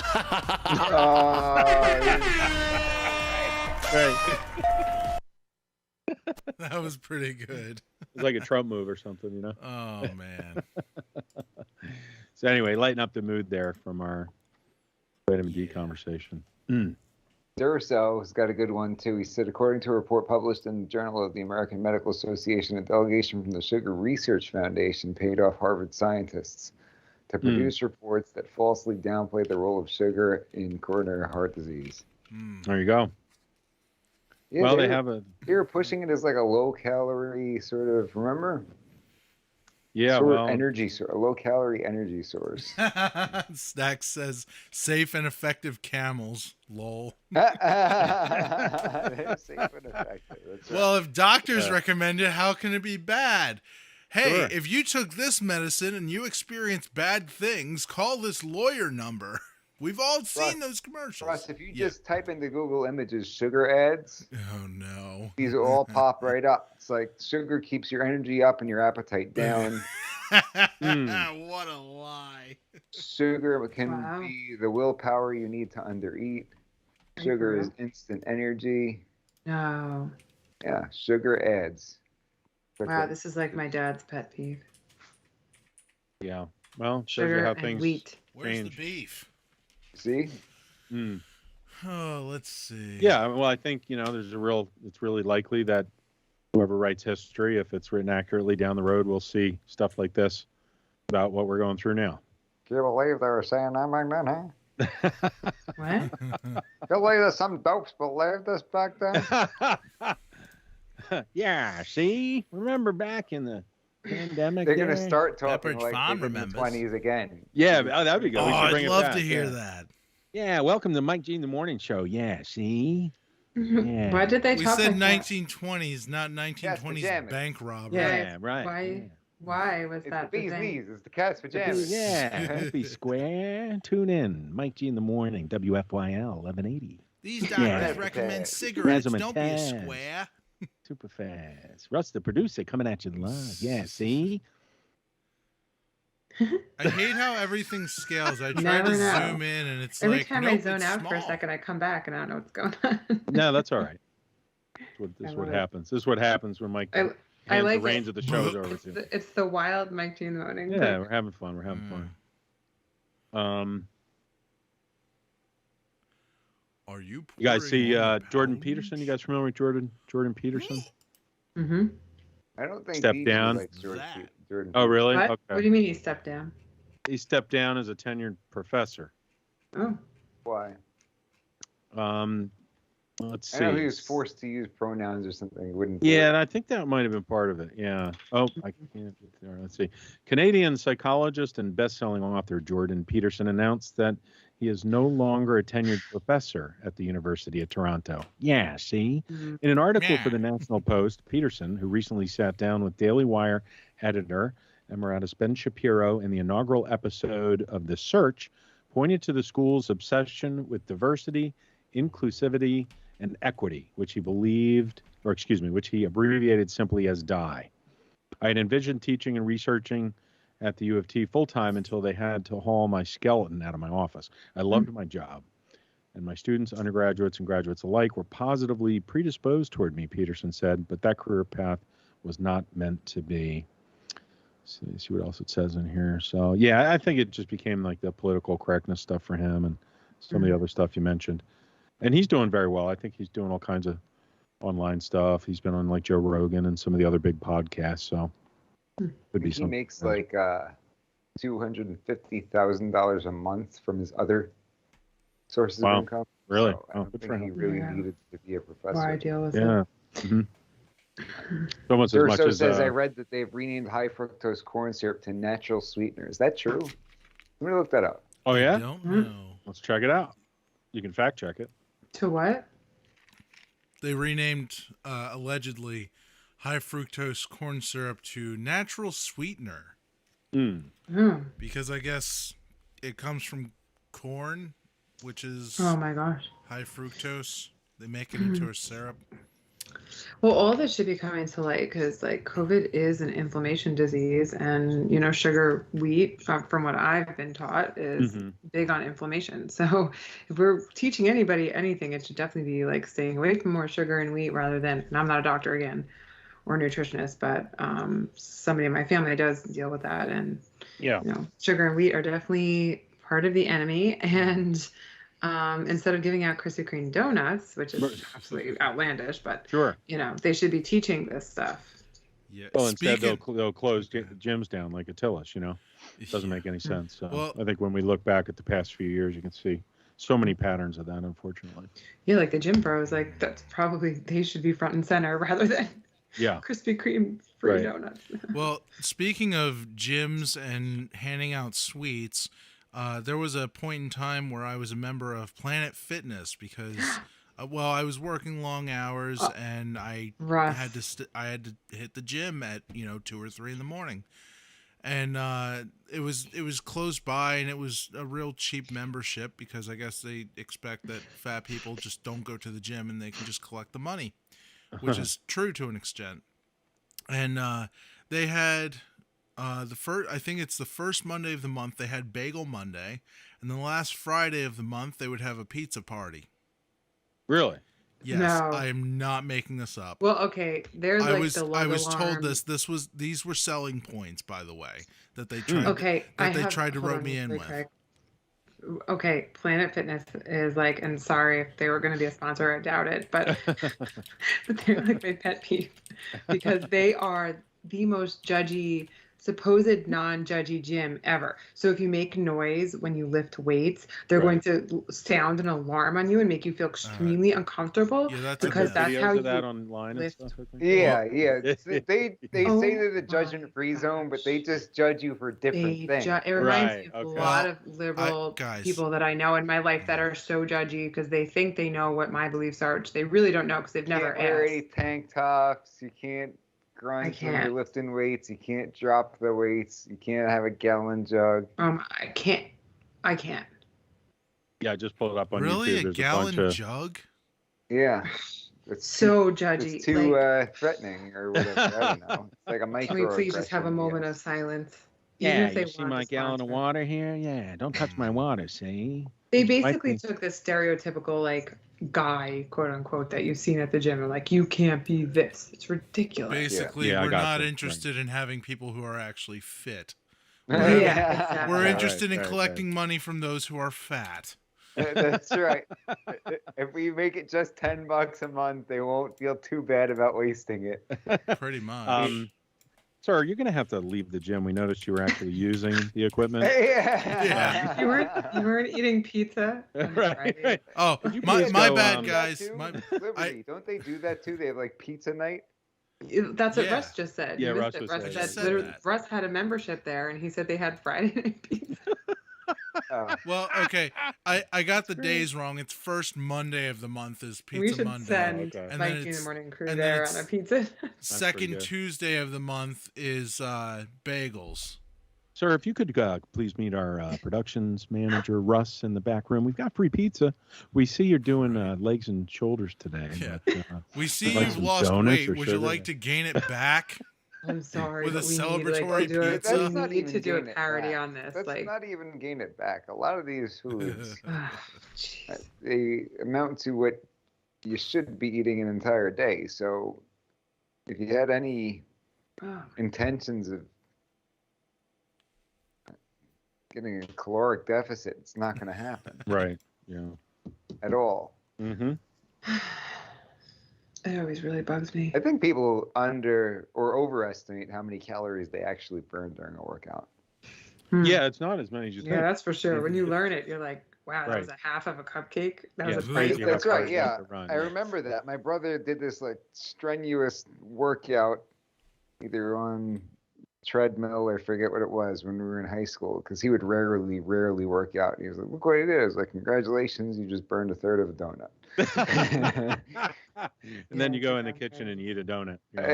Yeah, because I think when you start working out, people start to eat more thinking that they're burning it off, but when you actually have to monitor the calories because it's way lower and you're eating way more than you thought.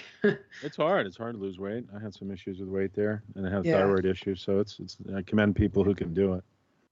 It's hard It's work. even harder when you're being judged by Planet Fitness. Yeah, right. Good time to do it though. Everything going on, obviously. Yeah. So go over to the Atlas Bros, or what was it? Right, Attilas. Attilas Gym, Belmar, New Jersey. Great guys. Yeah. Shout out to Attilas Gym. Hopefully they'll join us for episode. Yeah, and from what I understand, they will not shame you if you bring a jug or wear a tank top. No, they're pretty good over there. They did have some signs. I mean, they're looking to be respected. If they come on, there's a sign I saw in the bathroom that was pretty funny. We'll have to ask them about. What was it? Don't they're be gonna on feel the like floor. they're gonna say you were taking pictures in the bathroom, you creep. Chris. So you were No, that it was guy. worth it. It was worth it. Yeah, but no, they're good guys. They're running a tight ship over there. Good people. I did take this picture of the sign one time. I was in a bathroom at Dunkin' Donuts in New Jersey. Yeah. And it had the instructions for how you were to wash your hands if you were an employee. Okay. Take a napkin and paper towel and turn on the faucet using the paper towel. Wash your hands, take it to the paper towel, shut off the faucet so you don't touch it. Dry your hands, use a paper towel to open the door, that kind of thing. And then you go, wait a second, there's no paper towels. There's a hand dryer that says, because we're saving the environment, we don't have paper towels. You only have a hand dryer. It's like, so the instructions you gave us to wash our hands are completely impossible. Right. Because for the environment, I've got a buddy from law school. We would often jab back and forth because he was Democrat. Mm-hmm. And one of the things that he told me was that the law school at some point was saying, "Oh, we're not going to print cases anymore for you guys because, we're trying to save the environment." And he was like, "Oh, total nonsense." He said that the paper that you buy comes from tree farms, and it's totally sustainable. Sustainable growth trees, right. Yep. And like Dave was saying before, when you're using the electric hand dryers, that's coming from somewhere, right? That's doing something. Yeah, absolutely. Yep. Burning the electricity somewhere. Yeah, there's a lot of nonsense going on with that. It's just a lie because they want to save a few bucks, isn't it? Yeah. That's why we need some advanced technology to come back, sort of like the Great Pyramids, Let's see. But, all right, well, I think that's kind of the ducks to what I had. Anybody else have anything? Or I guess we're a little bit past the couple hours there. What are you guys thinking? I had a couple silly things. Oh, yeah, you had some stuff, didn't you, Liberty? Yeah, go ahead. Yeah, go They're ahead. on the dock, Russ. Can you pull them up? Yeah. What's in... We can end on something silly. Yep. I'll be right back. Maybe not. Oh, I wanted Chris to see it. Oh, yeah. Oh. Yep. Wait, you can go, Chris. I'll be right back, though, real quick while he's getting ready. Yep. Okay. Getting ready for... Okay, what number clip am I playing? Is it a clip? Is it an article? What am I doing? They were just funny. There were things that I found over the weekend. Hold on. I can't see the screen, so...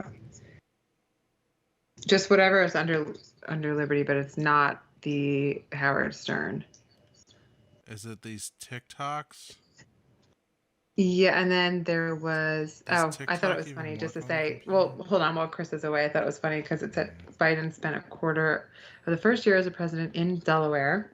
Now, I will say it annoyed me when President Trump, they would get on him for, like, going golfing or doing different things, So at first I was like, hesitant, but I thought it was just interesting because he has done an awful lot of just going away when the country is basically falling apart. Yeah, that'll be fine. And that was funny. And then there was something that something on TikTok that I thought Philly Chris actually, that's why, because I when I found out he was hosting, I thought this was interesting for him to see, so I did want him to see it when he gets back. Thanks, DG.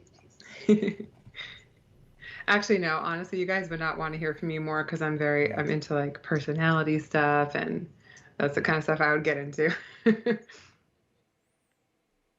right. I don't think our audience loves that kind of thing. Chris is allegedly the host tonight. The host disappeared. Oh, look, Sean Dursa breaking that article out. Brain health education / high fructose corn syrup is now being marketed as a natural sweetener. That's absolutely ridiculous. That's awful. They can get away with anything. I wonder, SM Durso, does that have anything to do with the whole zero sugar thing? Are they like, because my theory on this is that they just call it something else. It's still sugar. That's why it doesn't say no sugar. It says zero sugar, which means they can just add some other sweetener that's not sugar and be like, no, it doesn't have sugar in it, but it's still just as bad for you. Well, I'm not a nutritionist, like I said, but I will say my dad, he's really into nutrition, and he's actually, in the business. And he was basically explaining it one time on one of his seminars. It was like, if your body wakes up today and it's looking to make cells, right?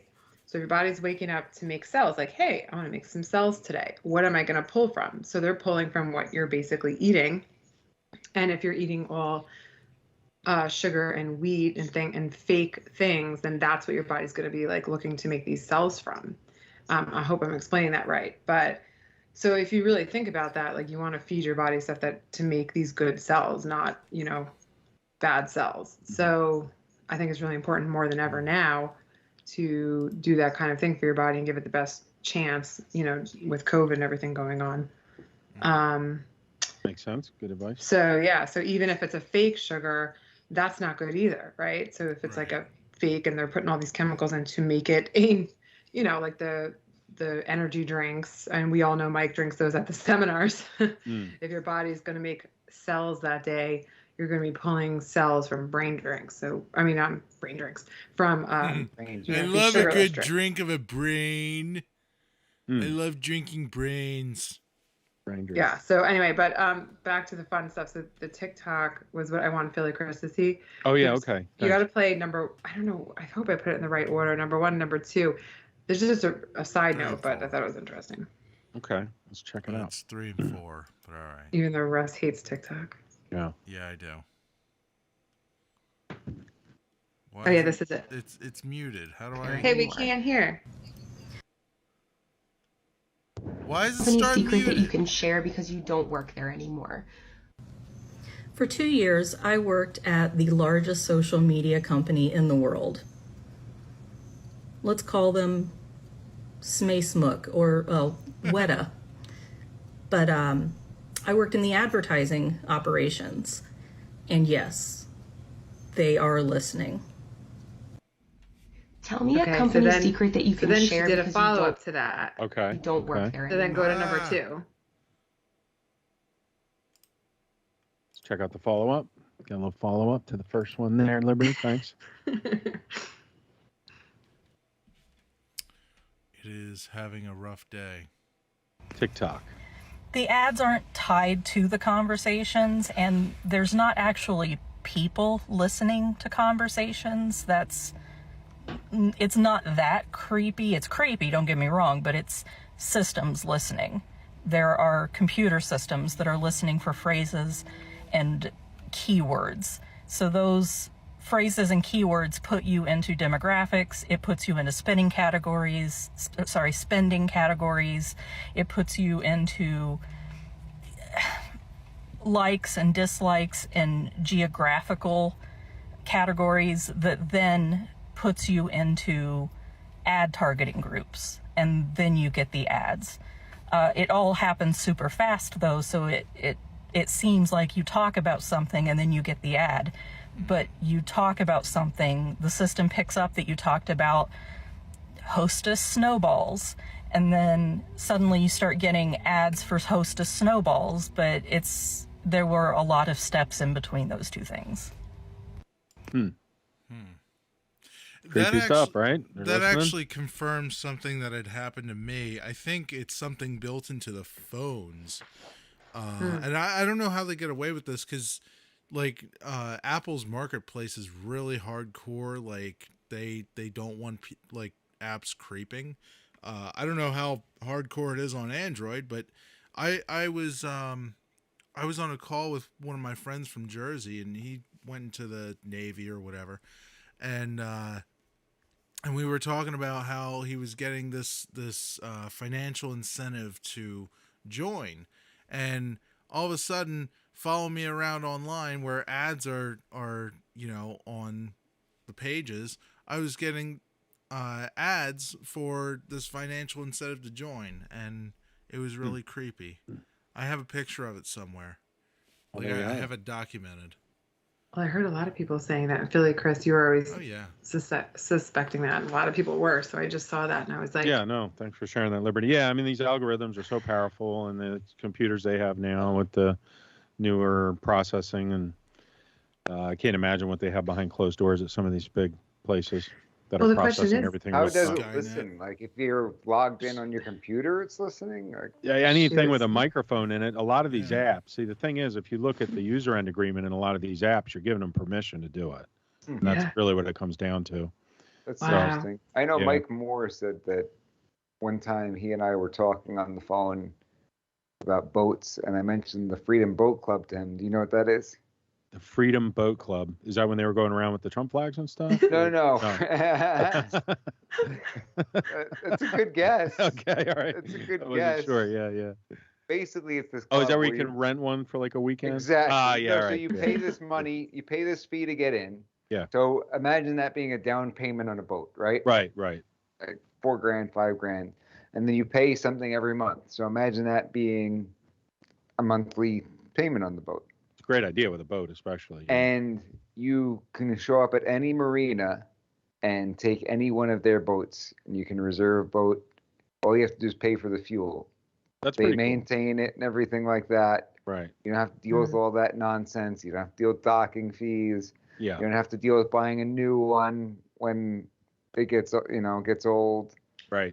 So I was telling him about it. I said, "Hey, this sounds pretty cool. You got to use it enough." But somebody was telling me about it. And he was like, "Oh, I'd never heard of that."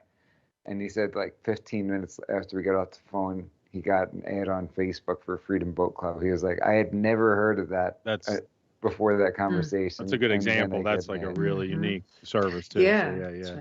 But like that made me scared. That is what, like, to tie it into the zucchini. If you're with your friends having a conversation, and if the government's leaning towards, monitoring whether you have it or not to go like all conspiracy, but they can use this information, hear what you're saying, and I mean, take it and use it for whatever they want. Sure. Well, same with firearms, same with anything that's a hot topic issue. They hear you talking about it, you start seeing ads about that, you might want to hide in the woods somewhere.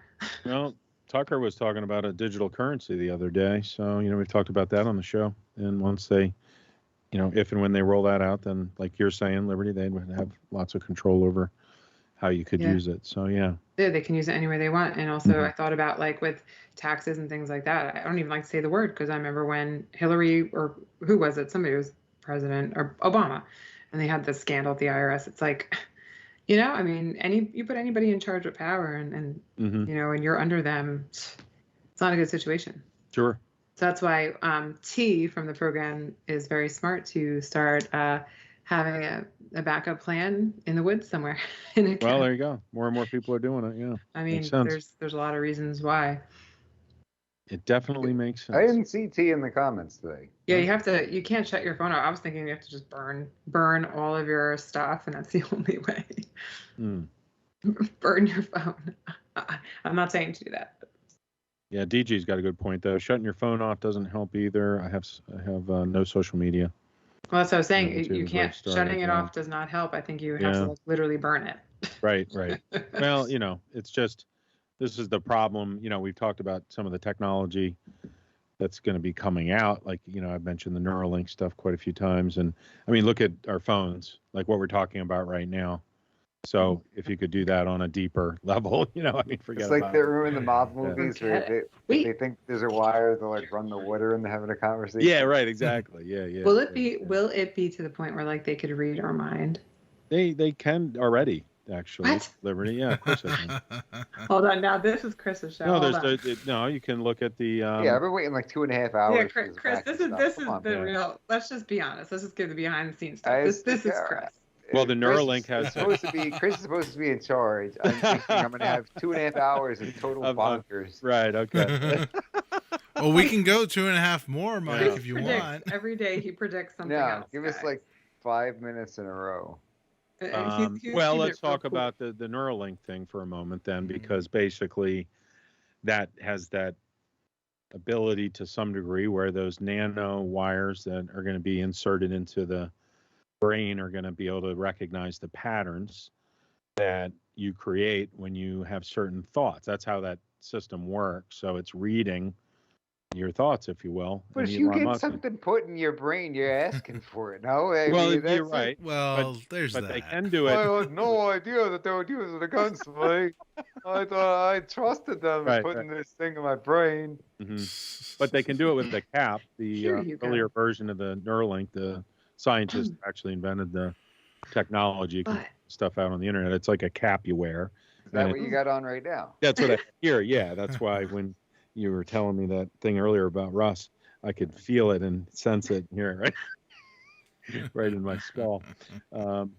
So yeah, it'll be fascinating though to see what happens. But I think the challenge that we're going to see personally, as I've watched these technological developments, is as soon as people start getting the Neuralink, everybody's going to get one. I mean, most people are going to opt for it because how many people don't have phones right now? How many people don't have social media? So you'll be in the minority eventually. But otherwise, you're not going to have those capabilities. How are you going to compete? Imagine going up against an attorney who has access to every case, all the case law that exists, like that, right? Kick his butt. Well, you would, but I wasn't talking to you. Yeah. What if Mike was that attorney? Yeah, and these robots. I was watching a program about for the technical stuff in the future. Keep going, Chris. Keep this going. Keep it rolling. I want to see where you're going with it.